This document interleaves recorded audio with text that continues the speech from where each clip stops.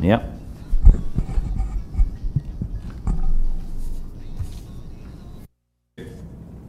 Okay, we're going live. Okay, we're at 5B, at council meeting minutes of November 10th, 2020, moved by Councillor DeRose, seconded by Councillor Hanley, that the council meeting minutes of November 10th, 2020 be hereby adopted. Any errors or omissions? All those in favor? Opposed? Carried. Mayor's report. On Wednesday, November 11th, the Royal Canadian Legion Branch 17 Thorold hosted a small Remembrance Day ceremony at the Cenotaph and Memorial Park. It was joined by Councillors Wilson, Decker, Neal, Sentence, and Longo, as well as Regional Councillor Whalen, who also represented MPP Jeff Birch. Seema Bashki represented MP Vance Badaway. The ceremony was quite different this year due to the COVID-19 pandemic, and all safety protocols were strictly followed. Thank you to the Thorold News for covering and shooting a video of this very important community event. On Friday, November the 13th, I was honored to introduce a live online event featuring the Figure Four and guests the Pub Jugs. This was a fundraising event for the Thorold Legion sponsored by Sun Collision and the Fisher family. Normally, the Figure Four plays our Legion every year on the weekend before or after Remembrance Day to a sold-out crowd, and the profits generated help support the Legion. This was the next best thing, and over $2,000 was raised by online donations. Once again, the community stepped up. The third annual One Thorold Prayer Breakfast will be held virtually this year, and will be held on Tuesday, November the 24th from 7:15 to 8:30 a.m. Guest speaker is Pastor Ken McQuarrie. Please register and request the Prayer Breakfast Zoom link by emailing thoroldministerial@gmail.com. That's thoroldministerial@gmail.com. The Thorold Tunnel was originally scheduled to be closed in both directions on Monday, November the 16th and Tuesday, November the 17th from 8 p.m. until 5 a.m. both evenings to prepare for the opening of both tubes to traffic this winter. Due to unforeseen emergency safety concerns, the closure on Monday was moved up to approximately 4 p.m. Bridge 11, the Allenberg Bridge, will be closed to all traffic tomorrow, November 18th from 9 a.m. to 4 p.m. for maintenance. Tomorrow, Wednesday, November the 18th, a special regional council meeting has been called for 4:30 p.m. The purpose is COVID-19 response and public health update. There will be a focus on the restaurant hospitality sector, especially since the recent restrictions that have come into effect, which have seriously affected that industry. The 2020 Great Holiday Food Drive Express will be held on Friday, December the 11th. The St. Catharines Transit Bus Holiday Express will be coming to various pickup points in Thorold and St. Catharines, collecting the food and monetary donations, all to support Community Care St. Catharines Thorold. One Thorold and the TCAG have jumped on board, and I am calling on all councillors in the community to get involved and be part of this outstanding initiative. More details, drop-off locations, etc. will be coming in the very near future. Once again, as we move into the orange restrict level of the Ontario government COVID-19 response framework and deal with the second wave, please continue to follow the established safety protocols. Take steps to stay healthy. Stay home if you're sick. Clean your hands thoroughly and often. Keep your distance, which is 2 meters. Wear a face covering. Avoid touching your eyes, nose, and mouth. Don't share personal items. Clean and disinfect high-touch surfaces. To our residents, you have done a great job so far. During these challenging and difficult times, if we continue to work together, we will get through this and emerge stronger with a renewed focus on what really is important in our lives. And that is the end of my mayor's report. There's no public meetings. We move on to presentations. We have 3 presentations. Up first, we have Mary Claire Cavison, Chair, and Carmen DeRose, Councillor Representative from the Active Transportation Advisory Committee for the 2020 Committee Initiatives. And I'll turn this over to Mary Claire and Councillor DeRose. Go ahead, Councillor DeRose. Thank you. Through you, Mr. Mayor. Thank you for the introduction. I just wanted to say it's been a pleasure to work on this committee. I feel so much has been accomplished, and with great leadership from Mary Claire Cavison, who I'm going to introduce now. And if you could have your attention to what she says, and some great things on the horizon for this committee. Thank you. Thank you, Councillor DeRose. And Mary Claire, are you there? Is she?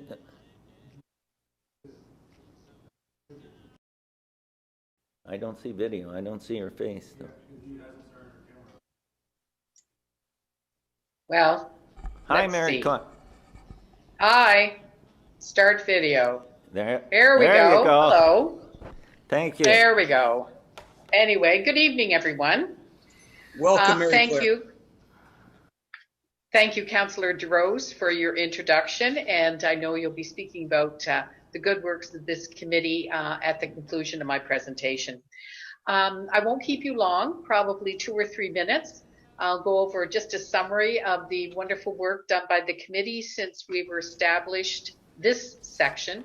It certainly has been going since towards the, I think it was 2009 is when the committee was established within Thorold, and we began our work in January of 2019. So councillors and members of the public listening, the Thorold Active Transportation Advisory Committee members are Justin Cunningham, Beatu Wolf, Rihanna Burkholder, Dean Taylor, Vincent Bertolu. Non-voting member is Officer CJ Dixon, and other representation on the committee, Councillor DeRose, Sean Dunsmore, and Donna DeVecchio. And I'd like to start by thanking everyone for their cooperation and hard work for the committee and for the citizens of Thorold. The mandate of our committee: walking and cycling are just a few physical activities that are healthy and environmentally friendly ways to travel. The Thorold Active Transportation Advisory Committee will work to encourage safe, active transportation, as well as the development of new infrastructure that allows people to safely use human-powered forms of travel for transportation, commuting, and recreational purposes. The purpose of the committee is an advisory role to the Thorold City Council about changes or improvements for safe, active transportation and recreation. Also to collaborate with other communities that have a common purpose. Objectives. We act in an advisory capacity to Thorold City Council and staff to develop a vision for the Thorold community which supports safe and active transportation. And if you'll bear with me, I'm just going to list some of the wonderful works that's been done by members of the committee. Thank you, the City of Thorold Council, for your support over the last period of time, and everyone that we've worked with within our community. So we've provided input into the Master Transportation Plan. We put a motion forward back in May of 7th of 2019. And thank you to the City of Thorold. You considered reducing the speed on municipal roads from 50 to 40 kilometers. We work with other community services, and one of the partners we worked with was the Community Support Services Niagara on their Snow Buddies program through volunteerism. The purpose of us getting involved there was thinking of our senior citizens and possibly having difficulty clearing their snow in the wintertime, allowing them to get out in the community. So we listened to a wonderful presentation back in May of 2019, and we distributed packages to various groups, encouraging them to get involved with the Snow Buddies program. I myself distributed groups to both the cadets, both groups, one here in Thorold and one in Fonthill. One of the major functions of our group is to work towards a silver designation of the Bicycle Friendly Community Program. So this is something supported by the City of Thorold, and it is our role in order to enhance the work that was done by the previous Thorold Active Transportation Committee and work towards this silver designation. So this includes a focus on the 5 E's: engineering, education, encouragement, enforcement, and evaluation/planning. And this is outlined in the Share the Road Cycling Coalition Bike Friendly Program. And that gave us a bronze designation back in fall of 2017. Actually, at this moment, we're going to begin working on the application for 2021. So in the engineering area, we look at, and I'll refer to things as addressed or ongoing. Bike parking, addressing that in the official master transportation plan, and also a consideration for new subdivisions. Wayfinding signage, which is mile markers, directional signage in all multi-use trails. Certainly the city staff has their own training in place done for them, and so that is something which is done as a normal basis within the City of Thorold. And also some ongoing discussion with regard to winter maintenance of paths and way areas, which people could use for active transportation. Also, a safe way to cross major roads, looking at lights, pavement markings, signs, lines of sight, control vegetation, ensuring that it's back far enough from the road edge so that people can cross safely. Access to suitable public lands for mountain bikes, that was something that was addressed by the committee. And we happened to have Mike Parnell from Front Row Sports came and presented to us back in January 2020. And we had a representation from the engineering department who created a map based on the wonderful information he shared with us with regard to mountain bike trails within the City of Thorold. Also ongoing is the bicycle boulevards, encouraging that people should be able to ride safely in those designated bike lanes, therefore not being used for parking. Under education, we've involved ongoing in the school travel planning, working with Healthy Heart, the Niagara Student Transportation Services, also Regional Public Health with their walkabouts, Prince of Wales and Monsignor Clancy being two that come to my mind at this moment. Also, bicycle safety education. One of our ongoing hopes is to distribute brochures in a variety of locations within our community so people have access to that information. Road rights and responsibilities. Councillor DeRose will refer to this video later, but thank you for his good work in providing Paul the opportunity to come and work with us to produce the video, which addresses the 1 mile safe passing law, adequate front and rear lights on bikes, cyclists wearing reflective clothing, and cyclists and motorists being aware of blind spots. So that is something I'm sure you will enjoy in the near future watching. We were fortunate to get a copy from the region of Peel of a program that they've got up and running, which is a 10-step handbook for high school bike safety. And the idea with this would be encouraging, for example, Thorold High and Dennis Morris in our area to start bike clubs in their school, as they would have other clubs within the high school, and getting their students riding bikes.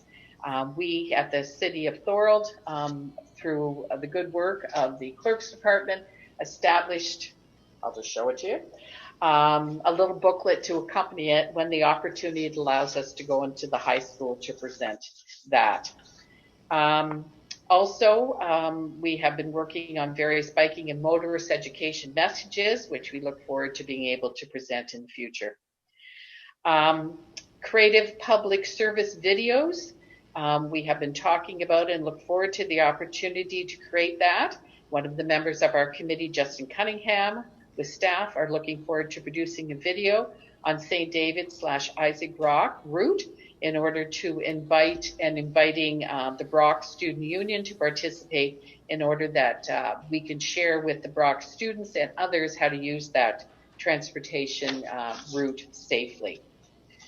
Educational videos that we produce with community partners such as elementary schools, high schools, Brock and Niagara College, a variety of active transportation educational videos which will support Vision Zero. Councillor DeRose, with his grade 7 students, did a wonderful presentation back in February 12th of 2020, a PowerPoint presentation, and we look forward to the opportunity that may be able to go up on the Thorold site, again, as an educational video. We want to increase bicycling education for children and adults, and we've attended the bike rodeo. We were at the car show table. We have done, as I said, school public health walkabouts, so still trying to educate with regard to safe biking. And stay safe, stay back. In January 2020, the promotional material was ordered for the City of Thorold Fleet. Thank you to Sean Dunsmore for participating in that and being behind that. And examples of the decals were also made available to others through Councillor DeRose and his communication with transportation companies in Thorold. Encouragement. Well, we encourage everyone to get active. So community-centered events. Weekly riding clubs have been discussed, community bike rodeo, which we discussed and hope to bring forward, and maybe we'll be looking at that more in 2021. But an idea of trying to do a bike rodeo, possibly in the Thorold Arena, where we would bring in various community partners to encourage safe transportation on our roads. We also have volunteered our services to help out with Canada Day, Dress Up Your Bike, and look forward to doing that in 2021. Wayfinding signage, again, is ongoing, but another suggestion has been giving an opportunity, maybe towpath being an open street and inviting cyclists and groups and other groups to come into Thorold to participate in activities and to promote cycling.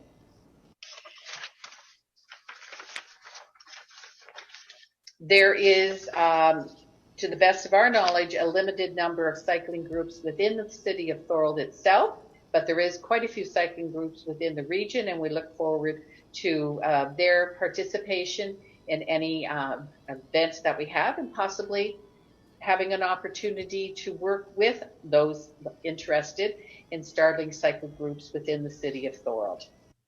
Again, bike parking was mentioned previously under another area, engineering, and we also talked about the possibility of what's called bike trains, so encouraging those are cyclists to get other people up and cycling around Thorold, introducing them to our beautiful community, and possibly taking on bike riding routes for commuting to work in Thorold. Under enforcement, we invited law enforcement to participate in Thorold Active Transportation Advisory Committee, and as was mentioned earlier, we have Officer CJ Dixon who's participating. We look forward to getting data, well, you look forward to getting data from the OPP and the Niagara Regional Police, collision data. That data will help to make our roads safer when we know where there are possibly aggressive drivers. And a member of our committee, Beatu Wolf, is working with the Active Transportation Niagara on the Lake in order to see what they've done there with regard to the Niagara Regional Program Road Watch. We're looking also at trying to... I'm going to ask you to wrap up because we still have a video, correct? You do. Yes, you do. Yeah. Okay.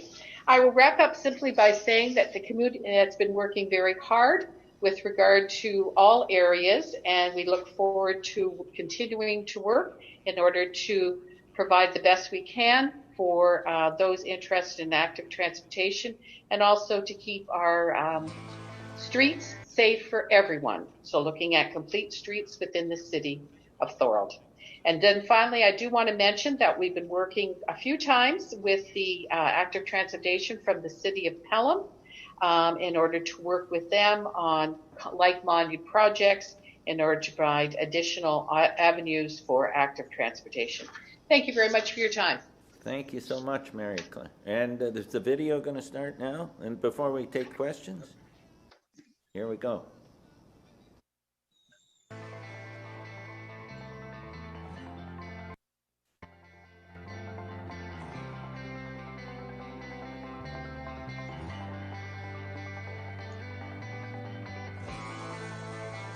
Walking and cycling are healthy and environmentally friendly ways to travel. The Thorold Active Transportation Advisory Committee works to encourage safe, active transportation. We make recommendations to Thorold City Council on the development of new infrastructure. This allows people to safely use human-powered forms of travel for transportation, commuting, and recreational purposes more often. Safety is a team effort. As motorists, it's very important you treat cyclists just like any other vehicle and drive with caution around them. Most drivers do not know that you need to treat cyclists just like other vehicles on the road. And legally, you must give cyclists 1 meter of space when passing them. Make sure to check your blind spots on right turns. It is important that everyone stays safe out on the road. It is the cyclist's job to stop behind the vehicle to ensure safety and stay out of the motorist's way. Bikes need both a front light and tail light for drivers to be able to see them on the road. Cyclists need to be wearing bright colors and reflective gear to be better seen.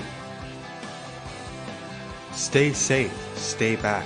The City of Thorold supports our Share the Road campaign with the Stay Back, Stay Safe decals on each of the City of Thorold vehicles. Remember, both motorists and cyclists are eligible for fines. And also remember, serious actions have consequences. Stay safe, share the road.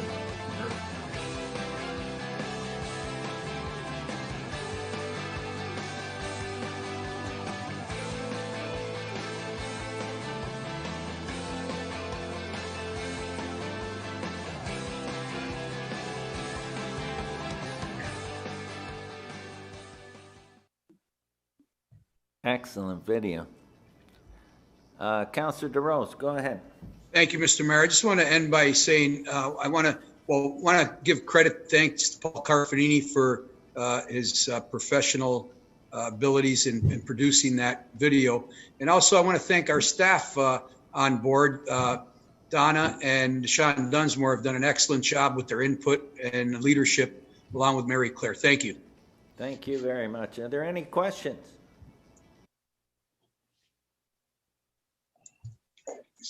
Go ahead, Councillor DeRose. Sorry, Mr. Mayor. I do want to talk at a subsequent meeting, just because I know we've got a heavy load tonight about Vision Zero. We'll talk about that at a forthcoming meeting. Thank you. That'd be great. Yeah. Okay. I want to again thank Mary Claire for a great presentation. The video's awesome, and Councillor DeRose. So thank you so much. We look forward to working with you and seeing you back at council in the near future. Thank you, Mary Claire. And now I'm going to, up next we have Hilda Vanderklip, One Thorold, and she's going to talk about neighborhood hubs. Hilda, are you there?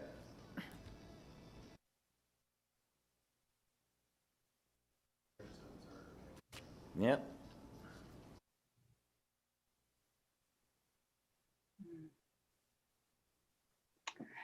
Welcome, There. Hilda. Thank you. Can you see me? Can you hear me? Yes, we can. Okay. Good evening. My name is Hilda Vanderklip, and Karen Skilstra and myself, we represent the Neighborhood Hub Team, which is a sub-team of One Thorold. And thank you this evening for the privilege of just sharing something that we're very excited about. And I have a PowerPoint presentation. If we could get that on the screen, that would be great.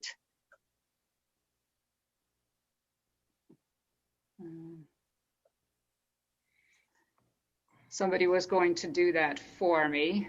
Yeah, it's coming. Okay, all right.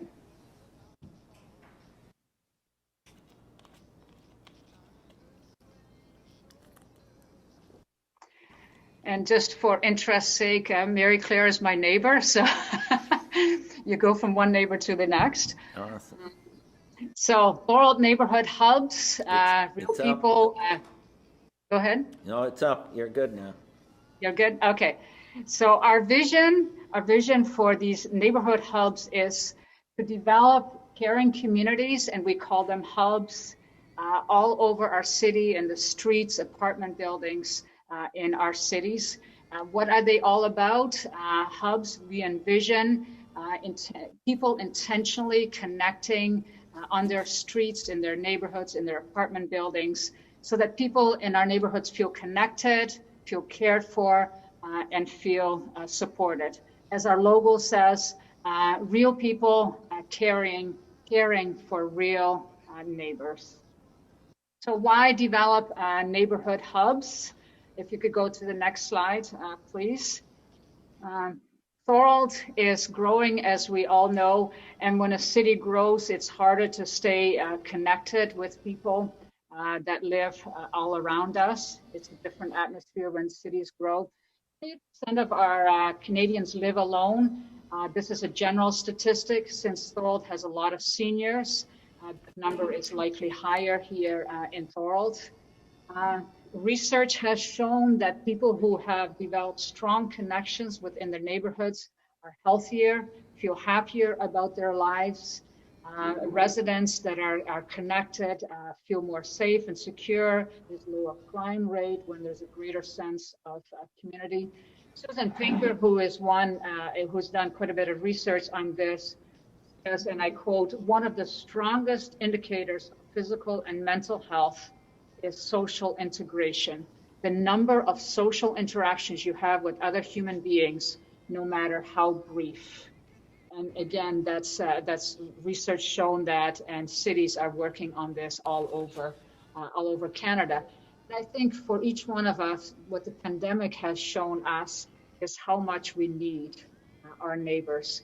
So at first, when we started working on this in the spring, we thought, well, let's just wait until later. And then we thought, no, I think this is a good time for us to work on developing these neighborhood hubs.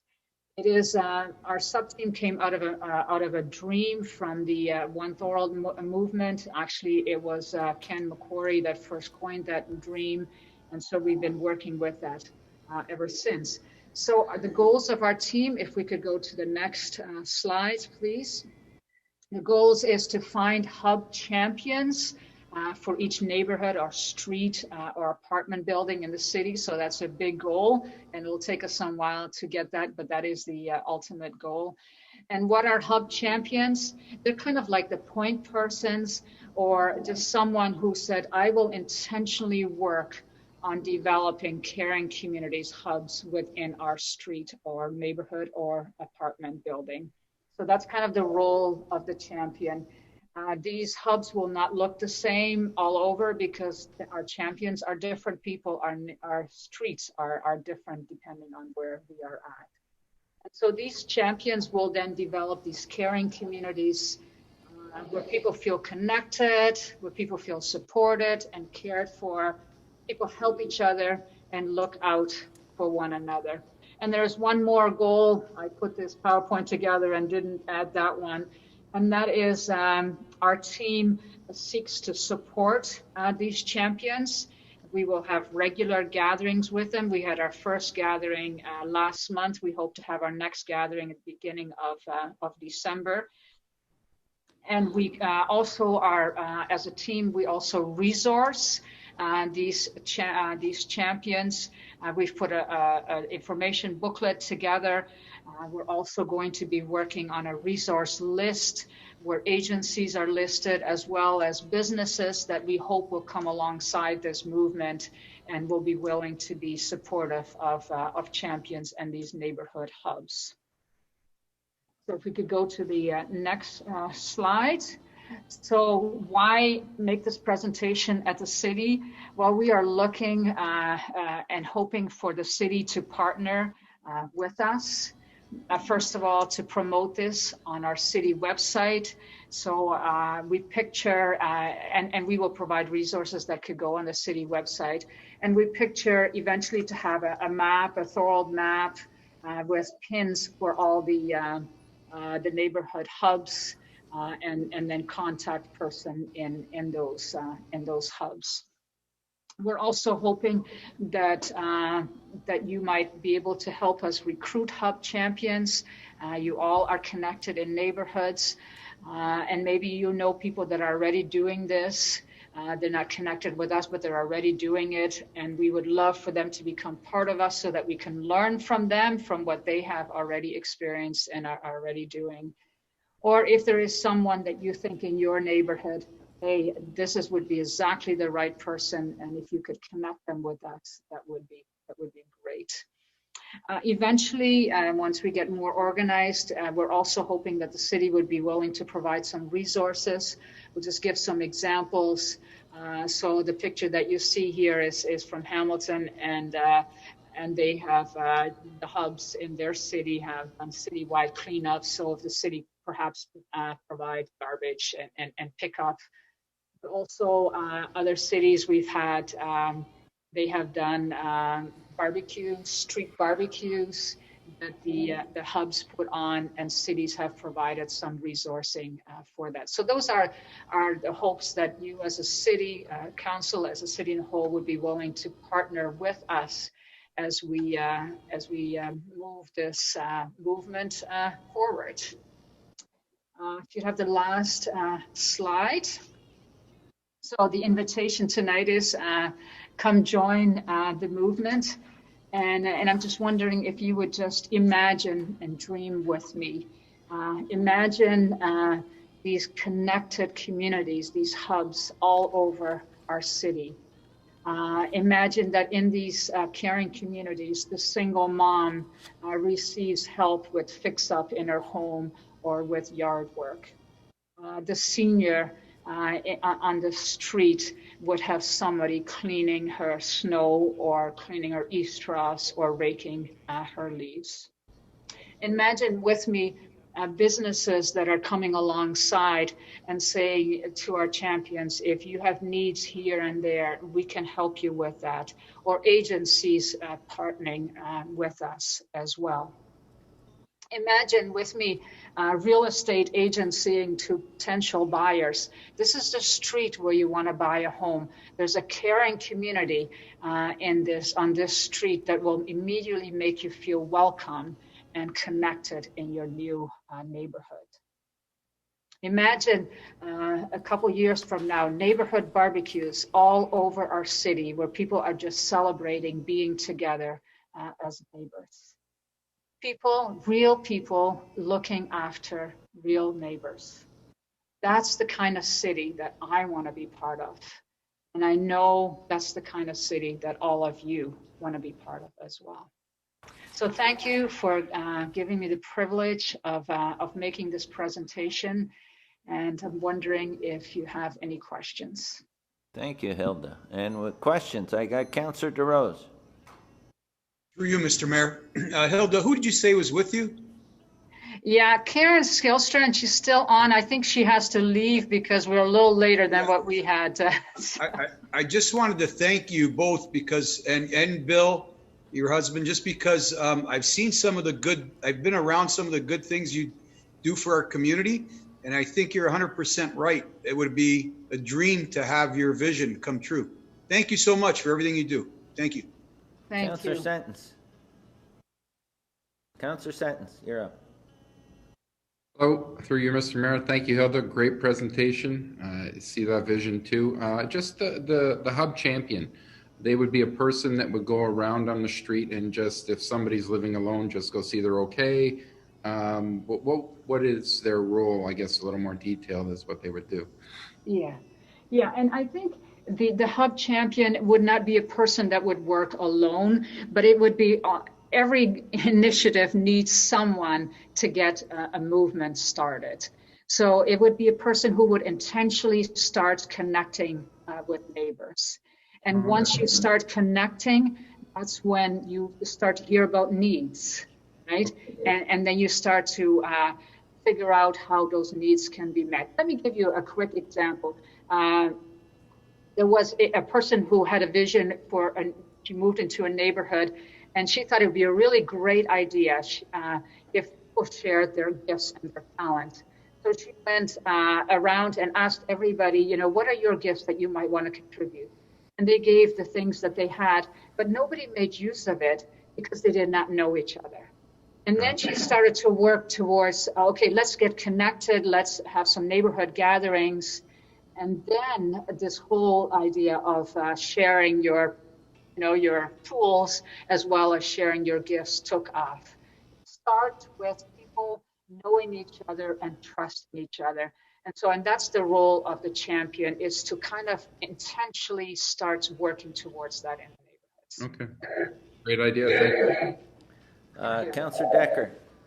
Thank you, Mr. Mayor. Thanks, Hilda, for your presentation. You had mentioned that people could find booklets with information on the neighborhood hub. Where would they find these booklets? And do you have like an office that you're working out of, or a website where they can go to and find this information? How do they find it? Yeah, so great question.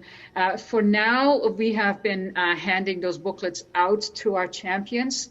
It is now also listed on our new One Thorold website, onethorold.ca. The resource booklet will be listed. And I'm also hoping that if we got connected on the city website, that there would be a link to that booklet as well. Great, thank you. Councillor Neal. Thank you very much, Mr. Mayor.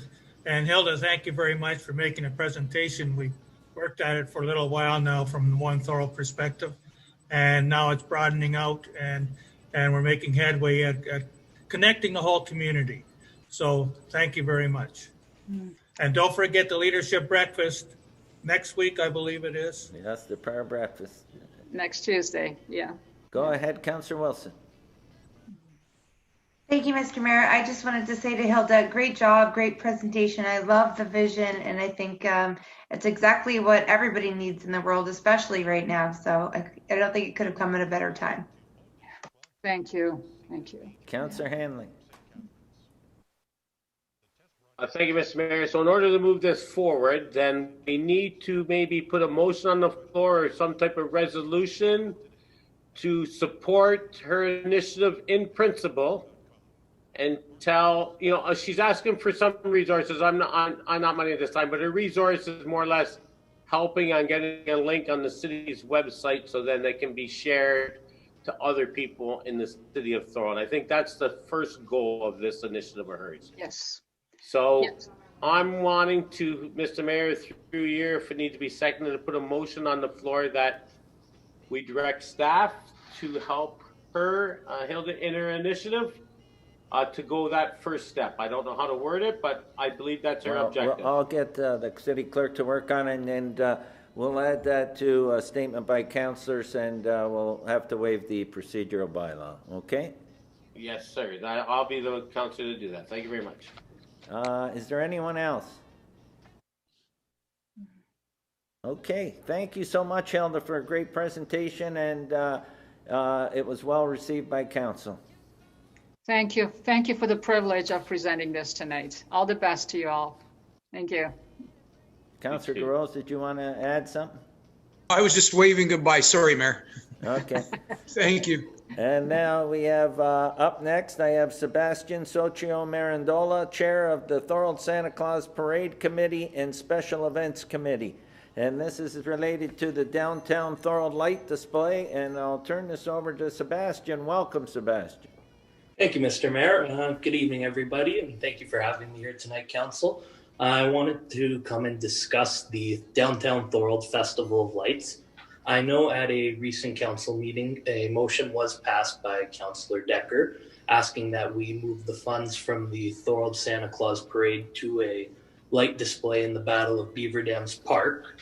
Now, unfortunately, due to circumstances with our insurance, it didn't seem to make sense to do the light display in the park because we were unable to obtain theft or damage insurance. And over the past couple of weeks, we've pivoted the idea to create an alternative solution that has become the Downtown Thorold Festival of Lights. And within that, we will be decorating the Thorold Community Arena, the Thorold Fire Hall, and the gates to Beaver Dams Park in conjunction with the actual event that the BIA is putting on as well for downtown Thorold and creating one large light festival. I've actually prepared a small slideshow as well for this. Go ahead, if we got that. Okay, we're gonna run it, Sebastian. Thank you.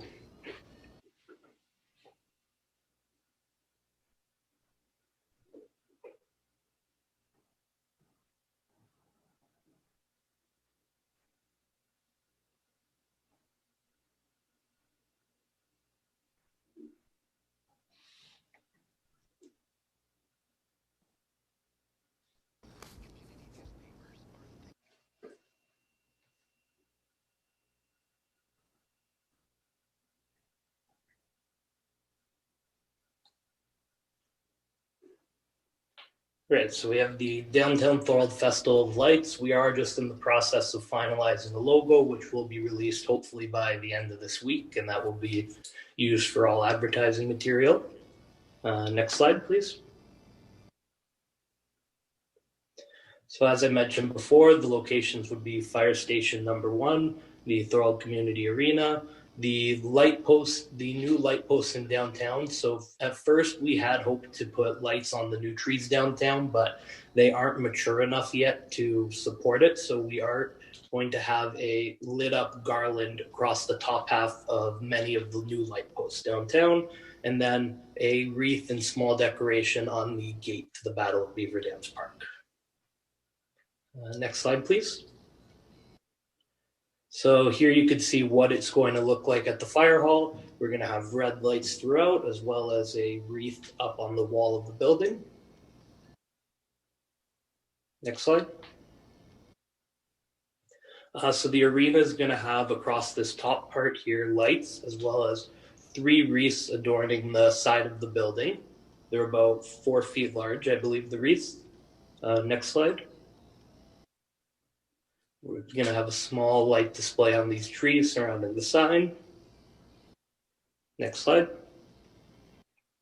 And then a light display on this lower half of the small roof as well. Next slide. So this is the idea for the gate to Beaver Dams Park. A nice wreath in the front with some lights and a couple other small decorations around it. Next slide. This is just a sample from the lighting company as to what the wreaths look like. Next slide. And then this is the garland that'll be going around the light posts downtown. Next slide.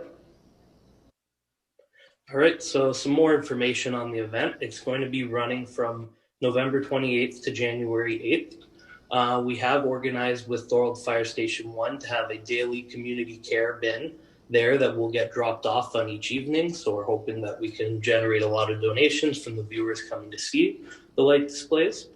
We're going to have letters to Santa done in actually 2 different ways. So the first one, Regional Councillor Tim Whalen has offered up for us to put a mailbox in front of the Thorold Credit Union for people to drop off their letters to Santa that will get delivered to the North Pole. But as a second alternative option, we're also going to be setting up video letters to Santa. So basically parents could send in emails on behalf of their children, and Santa's gonna read their letter to them, and then obviously it'll get sent back to the children, and with permission of the parents, if possible, they'll also get posted live through our Facebook feed for the Santa Claus Parade. We're also going to have a citywide house decorating contest and a map showcasing all the light displays in the city. So basically, people are going to enter their house for a decorating contest. You're going to be able to view it on the city's website as well as our feeds. We're going to have a voting for it, and then a map. So when people are driving around looking at light displays, they can see what houses are decorated around the city. Along with this, the BIA is in conjunction with our event for their downtown unveiling. So that's happening on November 28th as well. The BIA is having the grand reopening of downtown. And throughout the month, they're also having decorations on their buildings, a socially distanced scavenger hunt, and other events. And we're hoping with our light display as well, this is really going to help drive business downtown and more people there to help the businesses that have been struggling due to COVID. Next slide. And I think that should be it. So I'm opening the floor to any questions. Thank you, Sebastian, for that presentation. Are there any questions?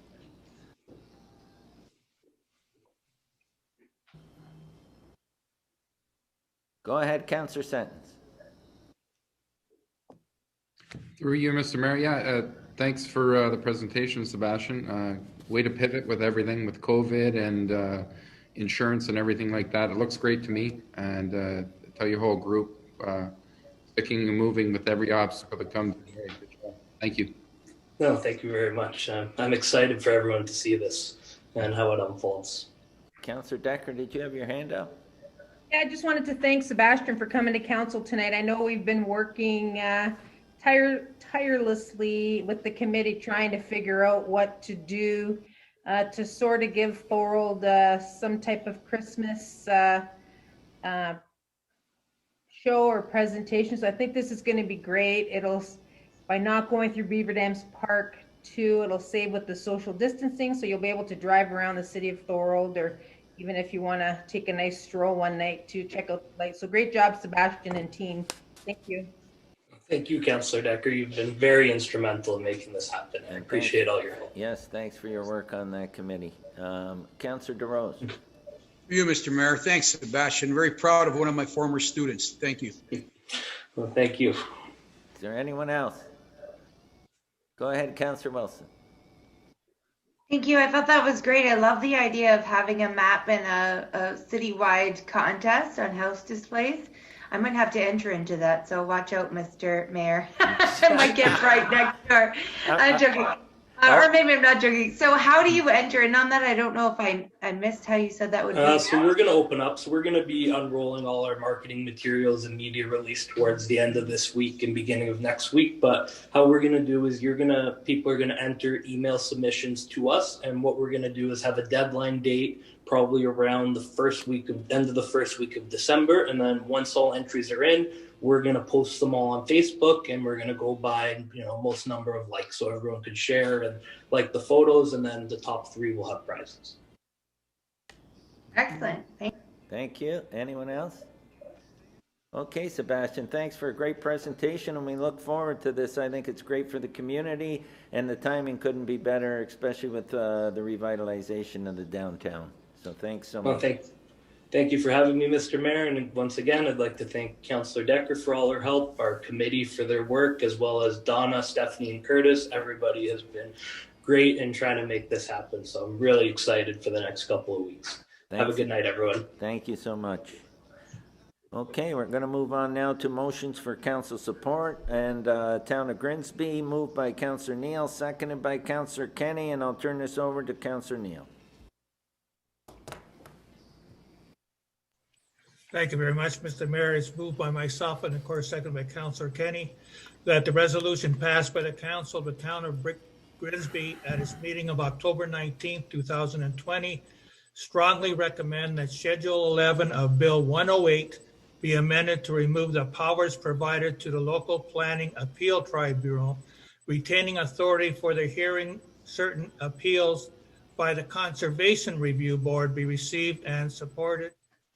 And Mr. Mayor, just the reason why this is going to happen, let's hope, is that the Conservation Review Board is a local board and will have more in tune with what's going on in the community and be able to make a better recommendation than the local planning appeal tribunal. Thank you, Councillor Neal. Is there anyone that wants to speak to that? Seeing none, all those in favor? Opposed? Carried. Motion to receive and file minutes or adopt recommendations of council committees and boards. Minutes to review for information purposes.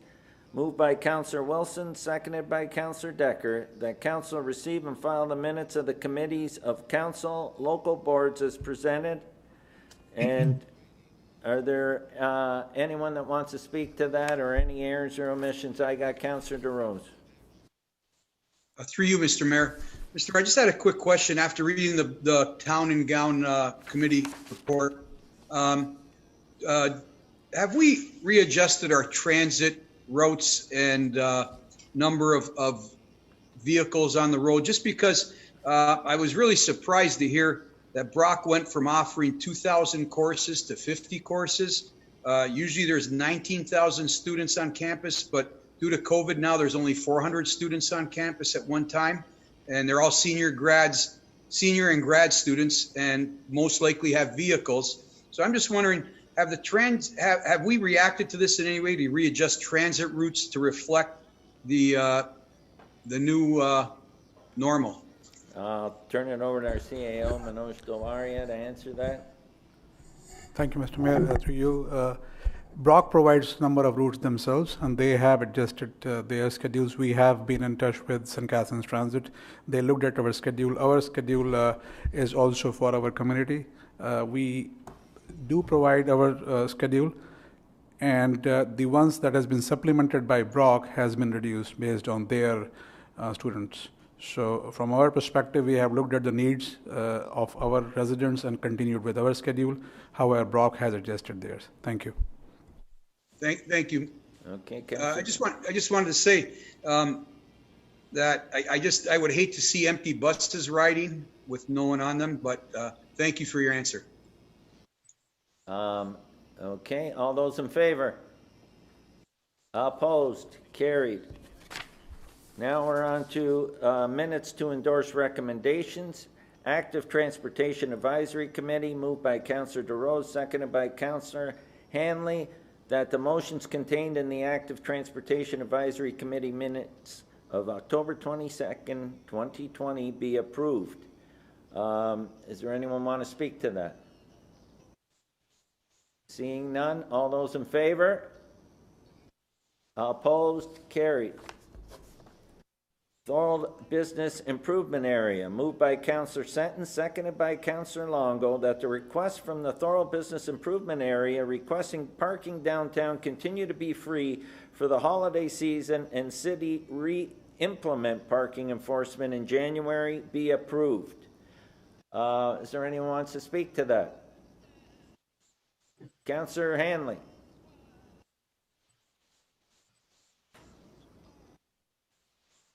Sorry, Mr. Mayor.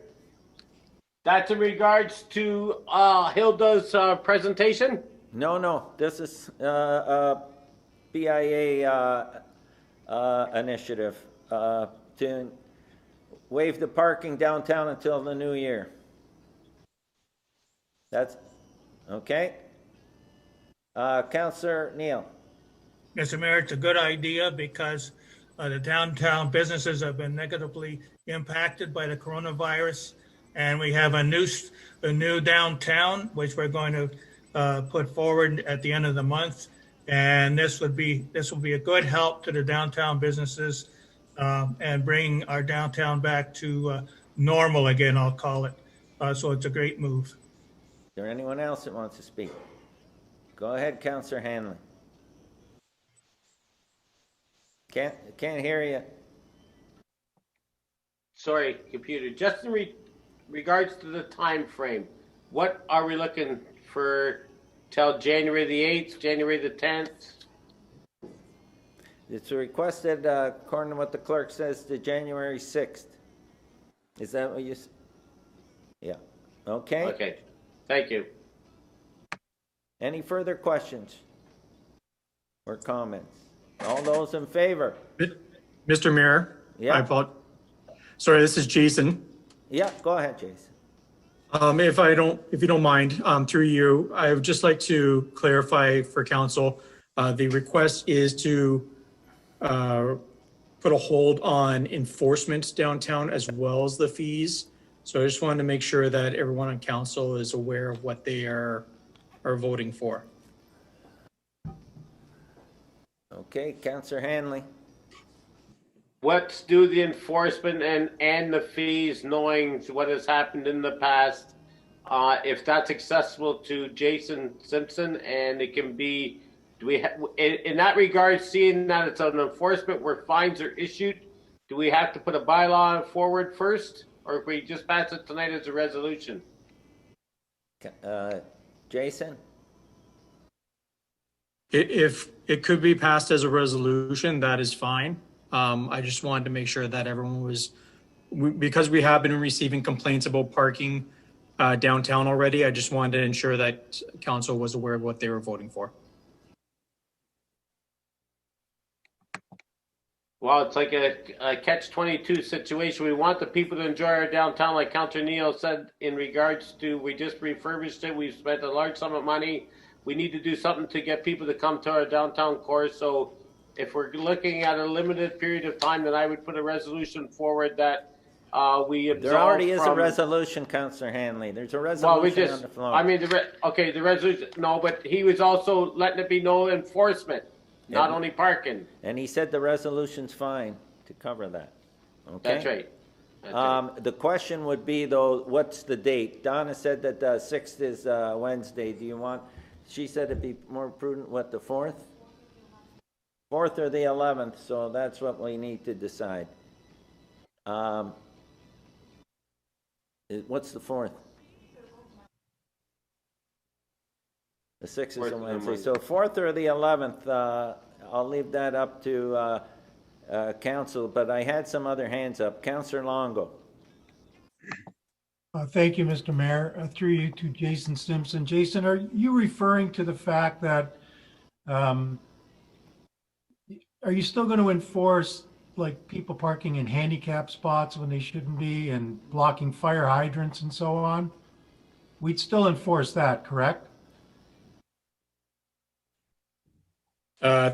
Through you, Mr. Mayor, to Councillor Longo, well, that will be the decision for council, and that's why I want to ensure that everybody is right informed here. The request is between the lines, and I think we need to make sure that we let people know we're not going to give tickets for people parked in legal spots, but if they're breaking other laws, we still need to enforce those rules, I believe. I couldn't agree more, for sure. The recommendation is that, can you read the recommendation? Go ahead, I'll see you. Just one more clarification, I guess. When we talk about enforcement, previously we have 2 hours restriction on on-street parking. The reason why it has been done for the betterment of or ease of patrons who are coming to downtown. What the problem initially was that the store owners, their employees and others are parking on those spots. And then the problem was that the patrons are not able to find spots. So for that, we have implemented that there are certain parking lots which are by permit only. We can waive off that permit fees. There is a parking lot which is paid parking if you are going over 2 hours. We can make it free. But however, for ease of parking and for better efficiencies, it is from staff's perspective, we just say that still maintain 2-hour parking. And also, what Jason has mentioned, if somebody has parked illegally in a handicapped spot, or someone is blocking a fire hydrant, certainly that enforcement should take place. So that's just our suggestion. Up to council how to move forward. Thank you. In talking to the BI is interested in that the parking be free, not that a person's parking illegally. Person's parking illegally, like Councillor Longo mentioned, covering a hydrant or parked in a handicap spot, absolutely they should be ticketed. They're asking for free parking, normal parking here. There's no magic to this. Mr. Mayor, if I may, it's Jason again. If I may make a recommendation that if council is interested in this, that perhaps they consider just waiving parking fees and parking enforcement within the downtown municipal lots and maintain enforcement on the streets where it's a safety issue. Okay. I'll put that to the floor. So that amendment that Jason's called for, is everybody good with that? Yep. Until what date? January 4th, a Monday, or January 11th? January 4th. January 4th. Everybody good with January 4th? Okay. So we got that. Does anyone else want to speak to that? Okay.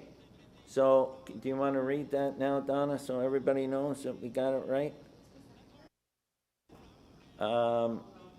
I've got mover, Councillor Sentence, seconder, Councillor Longo. Let me see if I have this motion correct. That downtown parking fees be waived. That downtown parking fees be waived and enforcement methods be waived in the downtown parking lots, and that enforcement. Can you please repeat that? Sorry. Jason? Certainly. So my recommendation was that all parking fees and parking enforcement be waived within the downtown municipal parking lots until, I believe council had suggested January 4th. January 4th. But all parking enforcement remain for on-street parking. For on-street parking. Okay, we got that? Okay, I'll call the question. All those in favor? Opposed? Carried. Okay. Now we'll move to a statement by councillors. Up first, I have Councillor DeRose, veterans receiving complimentary bus fare. Thank you, Mr. Mayor. Through you, Mr. Mayor. I was going to make a statement for the request to have all veterans of Canadian Armed Forces to receive free ridership on city buses. But thanks to Donna, she got back to me within 15 minutes and said it's already in place. So I just asked her if I could make everybody aware of it, all our veterans that have served our country, to be aware that they do have free ridership with the St. Catharines Transit Authority, which is a great thing. And if you need the card, there's on the website of St. Catharines Transit Authority, you can apply for a Canadian Armed Forces Veteran Service Card, which will allow you to travel for free. So thank you, Donna, for checking into that. And I just wanted to make all the veterans aware. Thank you. And we can make sure we communicate that, Councillor DeRose. Thank you. Remuneration for crossing guards. You're up again, Councillor DeRose. Thank you. I'm not going to speak much on this because I was informed that it's going to come up on the December 1st meeting. But I was just I wanted to make sure our crossing guards were well compensated, as every other sector of our city has been. And I had addressed it before COVID. And thank you for the staff for getting it ready for December 1st. Thank you very much. Thank you, Councillor DeRose. Waiving of downtown parking fees, Councillor Neal, that's been looked after? Been done. Thank you. Done. Now up next, I got Councillor Hanley on current COVID restrictions on businesses.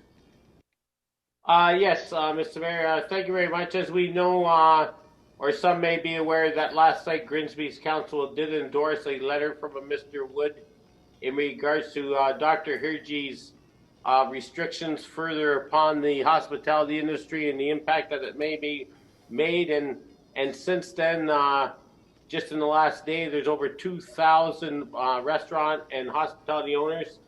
You know, Mr. Mayor, and it doesn't seek a fairness, if I may say.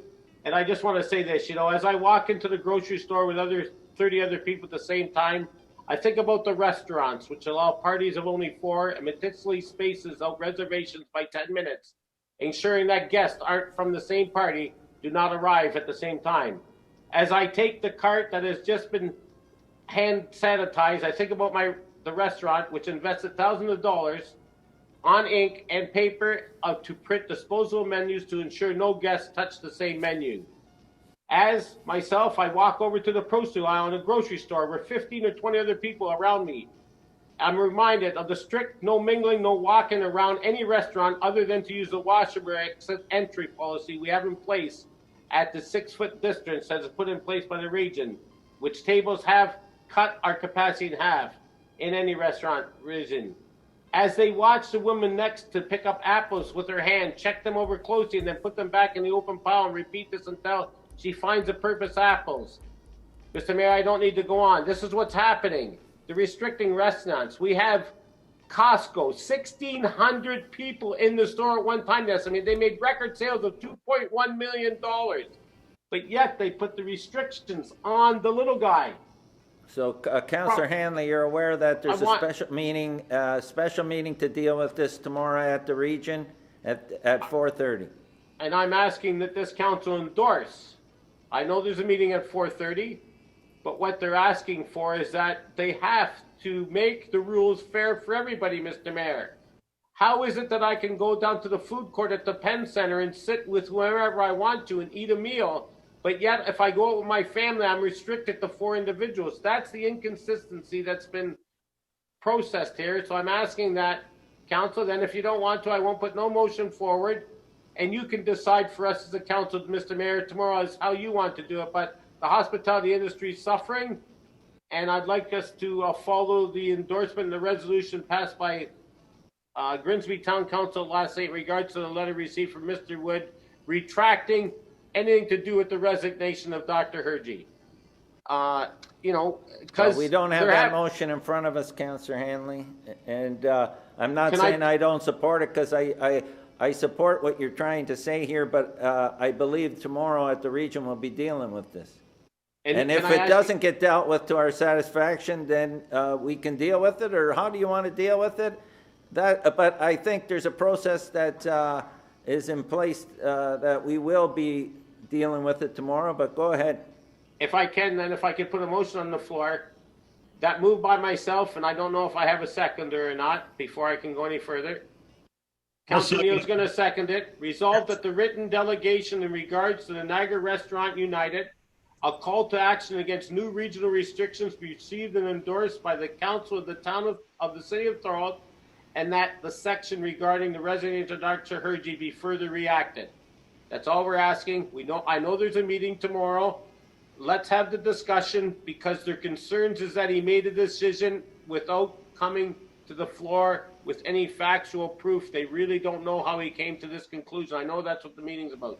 So if I can just ask council to support that, would be very appreciated. Councillor Wilson. Thank you, Mr. Mayor. I agree with what Councillor Hanley's bringing up. In fact, I was having a conversation with somebody today, which I'm sure probably nobody that made this decision thought about, but it was a young family in our community that bowls, and when they go to a local bowling alley, they can sit with other members that are on their team or in their group, but because they don't live in the same house, they're not allowed to order food there. So they're allowed to go to the bowling alley and be with these people, but they just can't eat with them, even though they're already sitting at the same table with them. So it just, so I can't help but to agree with what Councillor Hanley is talking about, not only from a restaurant perspective, but in other situations where these small companies are offering a service, and part of their profit is actually feeding people while they're there, right? And I don't see how getting a piece of pizza while sitting with these people is really it's changing anything. They're already sitting with them, right? So I can't third anything, but if I could, I would. Councillor Hanley, I support that. I had Councillor Neal. Yeah, thank you very much, and I agree again with Councillor Hanley. I was going to bring it up if he wasn't. Is that even sitting inside at a restaurant, and we can only just have family members, but I go out for lunch with 2 or 3 other people that are not family members, but we're in I'll call it a bubble, and I would hate to go into a restaurant to sit down with the people that are in my bubble that aren't related and have to leave. Thank you. I got Councillor Decker. Yes, I'd like to support the motion as well. I think we need to support our local businesses, and I'm going to support the motion as well. That's good. I think that it's important. Anyone else want to speak to that before I make sure we have the language right? Okay, and then we'll take it to a vote. Okay, do you want to repeat that, Councillor Hanley? You just want the letter supported. One moment, please. Donna, can I do this, Mr. Mayor? Can I forward it as I received it from the town of Grimsby? Yes, forward that, please. Thank you. And so you want us to send a letter of support to the region, am I correct? Yes, in regards to the resolution from Grimsby, and I realize it. Yes, Mr. Mayor, you're going to talk about it tomorrow at 4:30. No, but that's more or fine. less That's Yeah, fine. thank you but, very much. But it doesn't hurt So council supports it. to have support from the municipal level as well. Yes, I appreciate it. Councillor Longo had his hand up. Did you want to speak? Yes, Mr. Mayor. It's not that I don't support it, but I don't know what the letter from I know. the town of Grimsby Well, that's is. why I was hoping that you would have it, and then maybe. If you give me one moment, okay. I know you're not allowed to use electronic devices, but in all honesty, I got the email from the town of Niagara Lake this afternoon, late this afternoon. Town of Grimsby. And if you give me one moment, I will. Sorry, I apologize for the delay.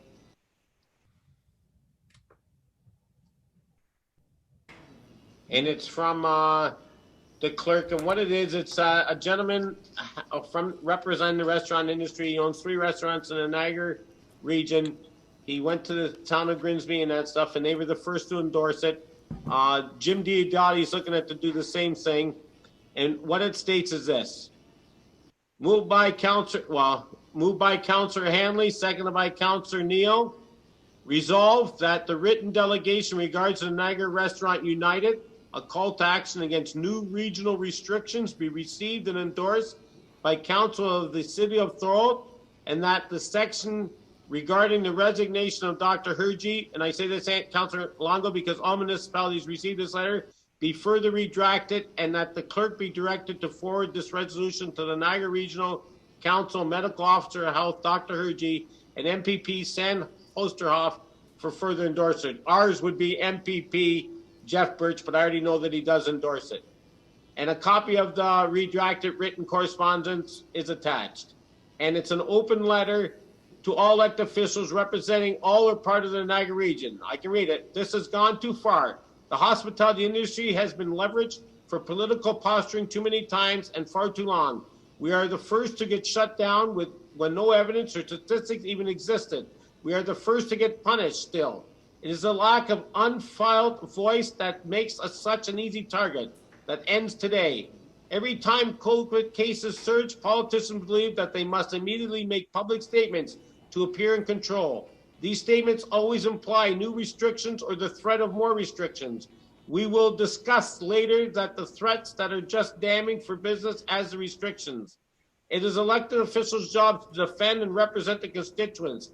I've seen very little of that for months. Exhibit Dr. Hergy. As elected officials, you are tasked to collect as much information as possible, and in light of it all, make decisions that are in the best interest of everyone.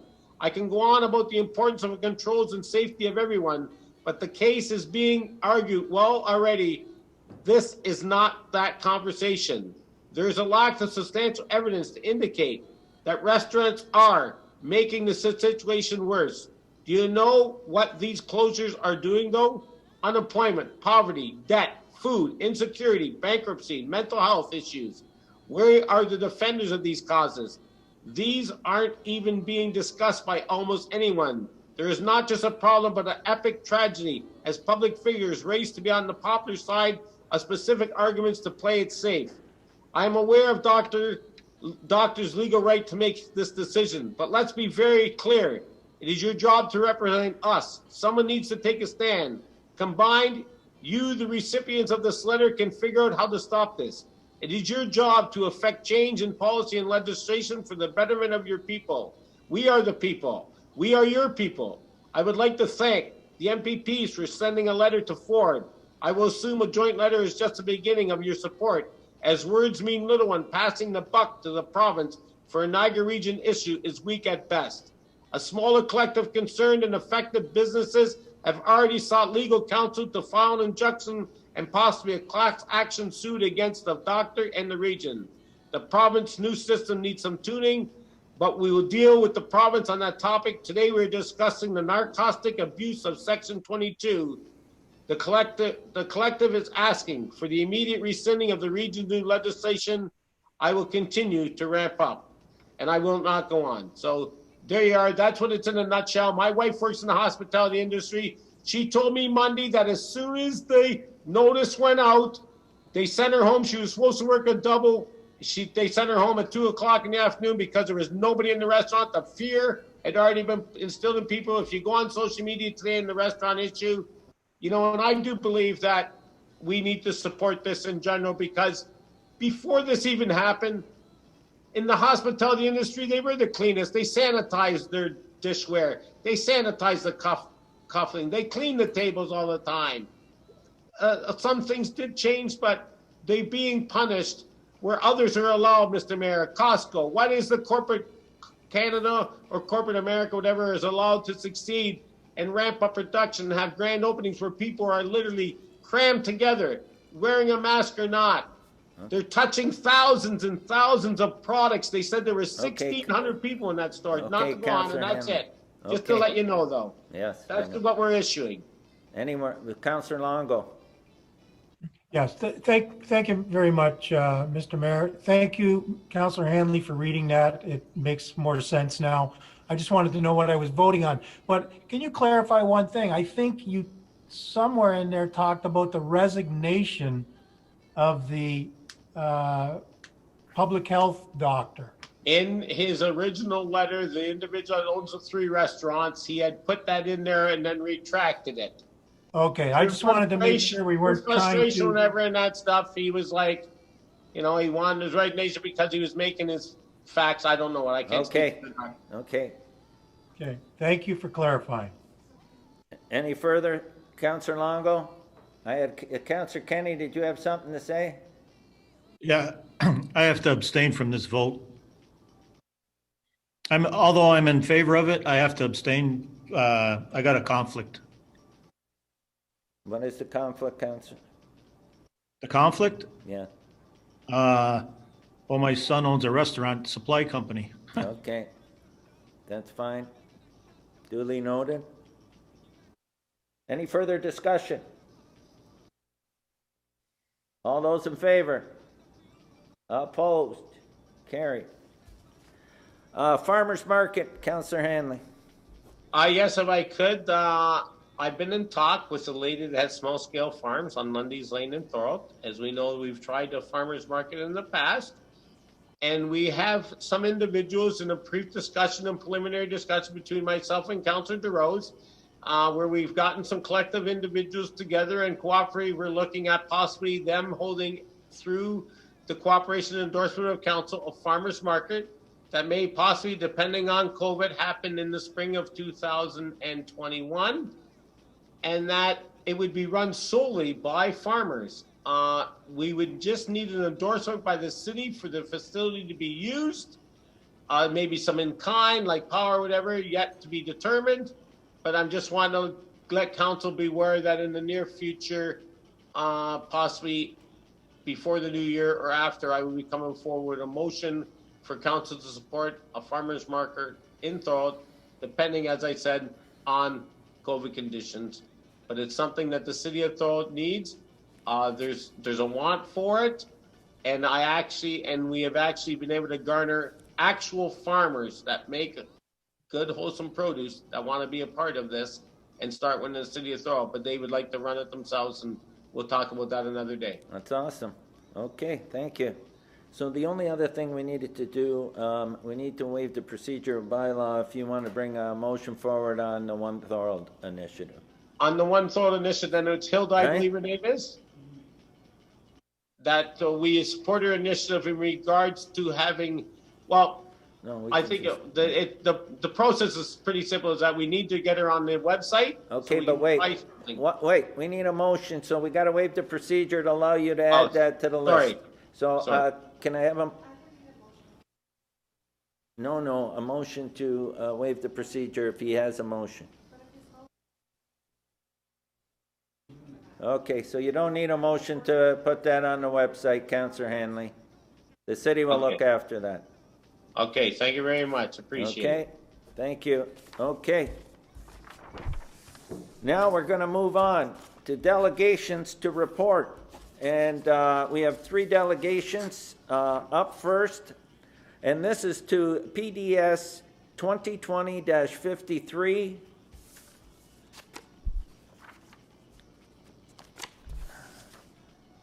Okay, and Up first, I have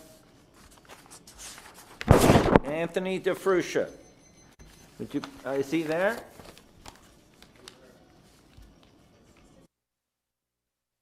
Yes.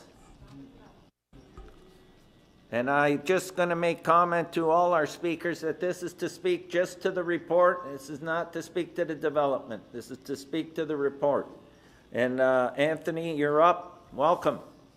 Thank you. Can you hear me okay? Yep. All right. Good evening, everybody. First of all, I just want to, there were some great community initiatives brought forward tonight between the road share and the hub community, as well as the Christmas light program. I think that's awesome. Thanks for taking the time to have me tonight. For those of you who don't know me, my name's Anthony DeFruscia. We're in discussion with the possible designation of 205 St. David's Road. I live next door to the property that we're discussing. My late wife, Sherry, and I built our family home here 10 years ago. And I have my father and my late mother living next door to us on the other side. Months after we moved in, the property discussed, 205 St. David's Road, had gone up for sale. It immediately raised the attention of a couple of investors or developers who were in discussion to build Brock housing. My wife and I decided that it was in our best interest to purchase 205 St. David's and protect our property as well as the community from an influx of student living. We purchased the property at an inflated price of $1 million. It was, we paid the price in an effort to secure the transaction. Money, I assure you, that both my wife and I didn't quite have after just finishing our dream home here on St. David's Road. It was a considerable risk at the time. The building itself was in need of plenty of repair. It had been rented out for 20 plus years of tenant habitation for quite some time, and I have since rented it out with very little upkeep for an additional 10 years after that. My intention was always to remove the building and create something really amazing. My wife and I had a vision, and we spent plenty of time sort of figuring out what our goals were. About 8 years ago, I received a phone call. This was after we purchased it. We owned it for about 2 years, and I received a phone call, and I don't recall who it was, but they did introduce themselves as someone with regards to the historical committee. And I was told there was an opportunity to apply for a designation. I was told there was tax reductions amongst other positive inducements. I kindly declined and explained that the building was not in good repair, and I was planning on demolishing it because it was because of its condition. They said they understood, and I never heard another thing. 4 years later, which was approximately 4 years ago, I decided it was time to discuss rezoning with the city based on the need of repair of the home. I knew that we were getting real close to having some serious expense. I knew that there was a process involved, and made some phone calls, went to the city, found out what the processes were. I followed all the rules and paid all the fees, hired consultants because the workload was very detailed beyond what I was capable of. The fees affiliated with rezoning were in excess of $92,000 to be exact. 2 months later, at a pre-construction meeting, I was informed that the house was on a list of interest, which I was not aware of, and I didn't know what it was, much to most people's surprise. We weren't sure. If I purchased a property that was designated, or I was made aware it was on a list, I would not be before you today. I would have accepted that. So now it's in the hands of council to determine whether or not the property should be designated. I'm not a builder. I'm not a developer. I'm a lifelong citizen of Thorold who purchased the property next door to my home for all the right reasons. If I had any knowledge of a list or a possible designation, I obviously would have never purchased the property. This puts mine and my family's financial situation at great risk. a $1.1 million risk that weighs heavily on us daily, not just financially, but mentally as well. As a city council, you know firsthand the cost associated with having a designated property. It's expensive, it's difficult, and often the city does not have the funds to support their own designated properties. This home requires new roof trusses, chimney, electrical, and other very expensive repairs at a cost well into the $300,000 mark. I, for one, cannot afford to do so, and I'm not a historian by any means. However, I'm grateful and have the utmost respect for people who have contributed positively in our past. I'd be honored and proud to show respect towards the legacy of the late John Brown, but I'm committed to discuss all possible options, but the existing home can't be part of it. I've had several professionals review this option, and it just isn't economically feasible. I've submitted a report that I believe you all have in your hands from a local tenured real estate broker, real estate agent, who was kind enough to do some work here for me. He's with RE/MAX, and he reviewed the property and its value pre-designation and what he feels the values would be if the property was designated. As I mentioned earlier, if I purchased a designated property, I would understand, but this was not the case.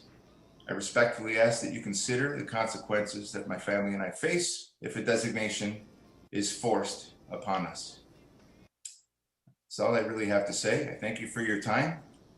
Stay healthy. Thank you, Anthony. Are there any questions for Anthony? Go ahead, Councillor Jim. Hanley. So Anthony, my understanding is, because this concerns me too, to let you know, is that when you originally purchased the property, there was no land designation or historical designation put on the property, or even an attempt at that time to do so, correct? Absolutely not. Nothing. And after how many years of owning this again, did you become aware of this may be the situation?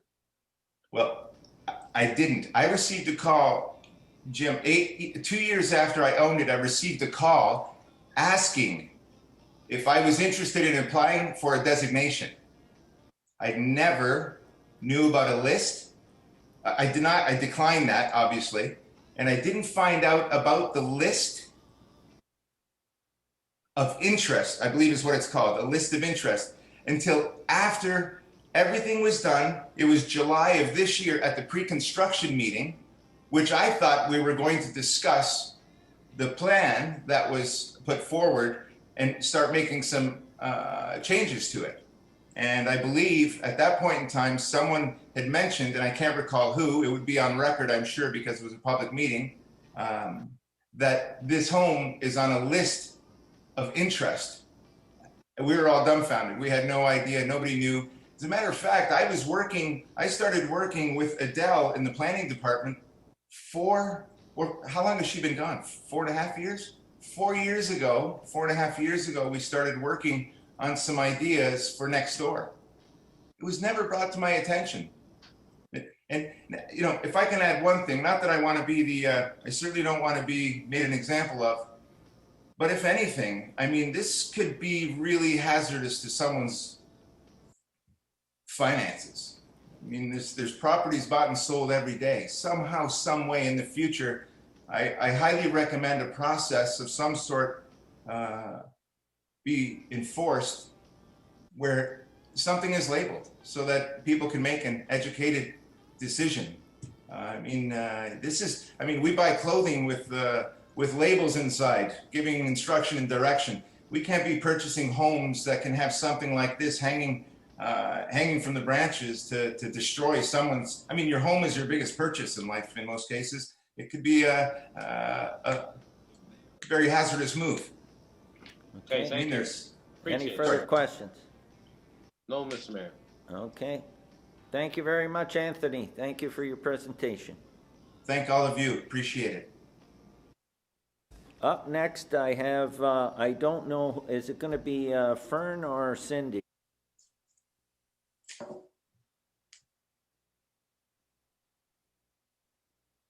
Okay, so I got Fern Lucarelli. Up next, is Fern there? Yes. Okay, Fern, you're up.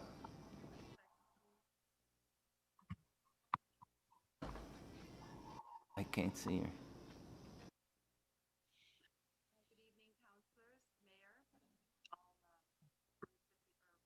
Go ahead.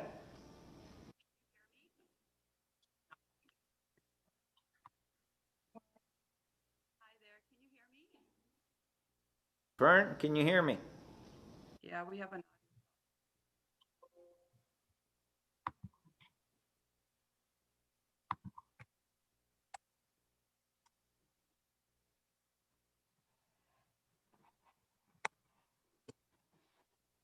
Is she in the?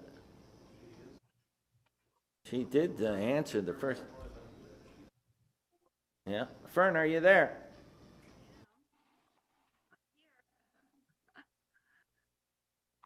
I can hear her very faintly, Mr. Mayor. I don't know if anybody else can, but maybe she can.